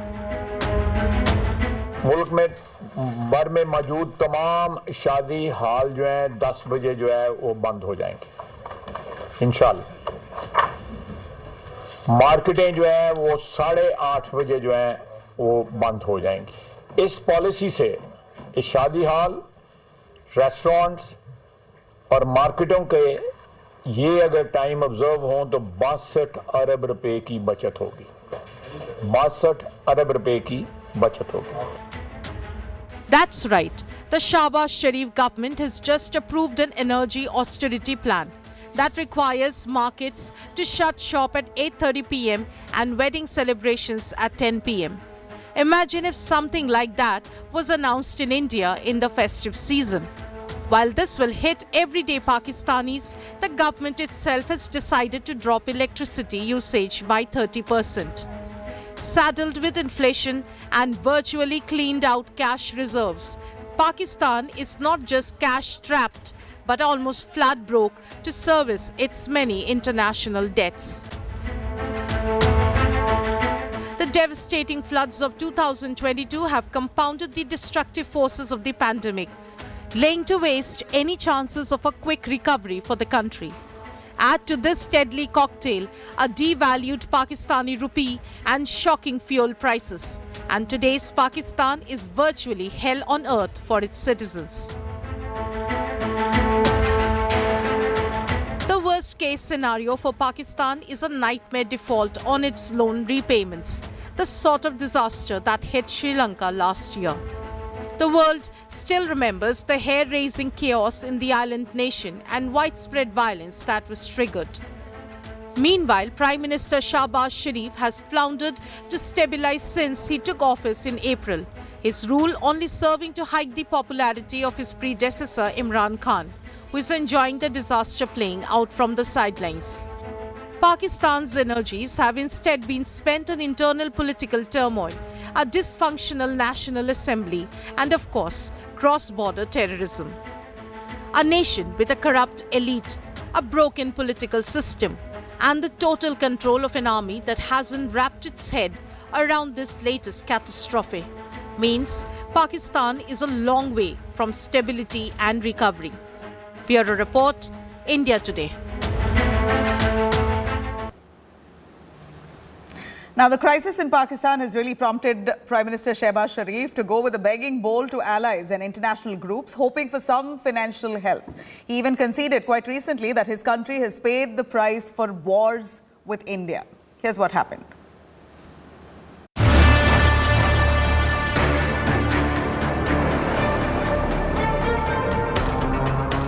Food crisis,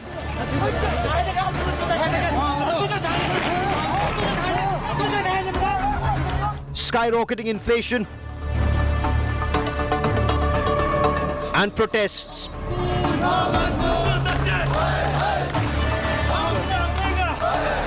Pakistan, a country of 23 crore people, is living its worst nightmare.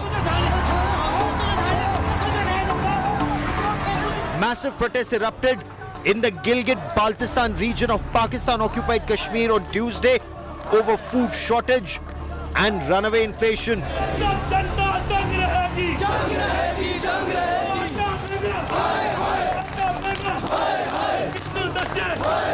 Enraged citizens of Pakistan-occupied Kashmir blocked highways and burnt tires to express their anger against the Shahbaz Sharif-led Pakistan government.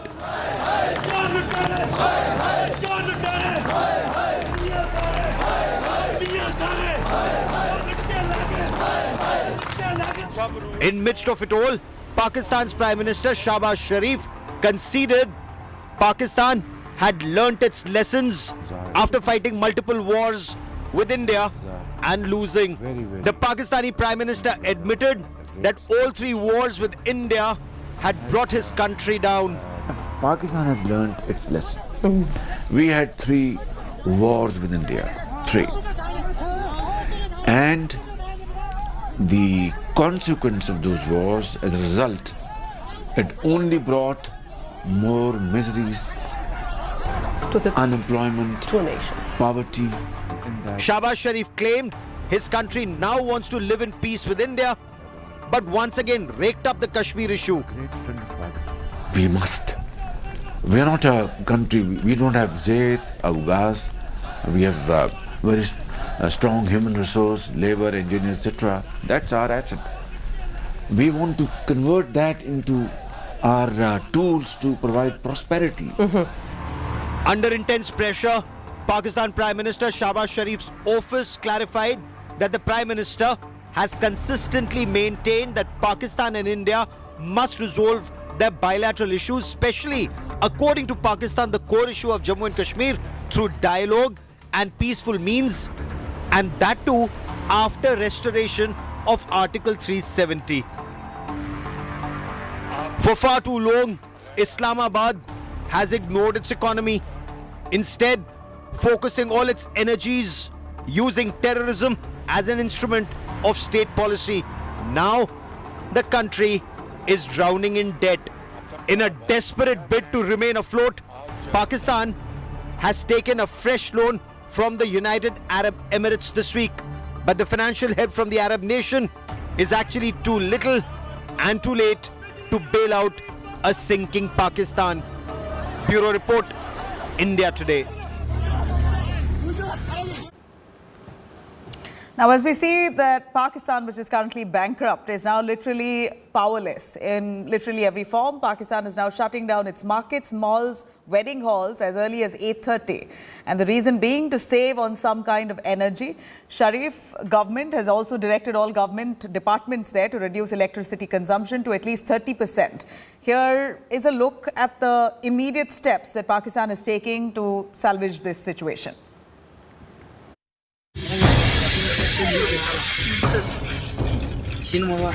Filling cooking gas in balloons. People in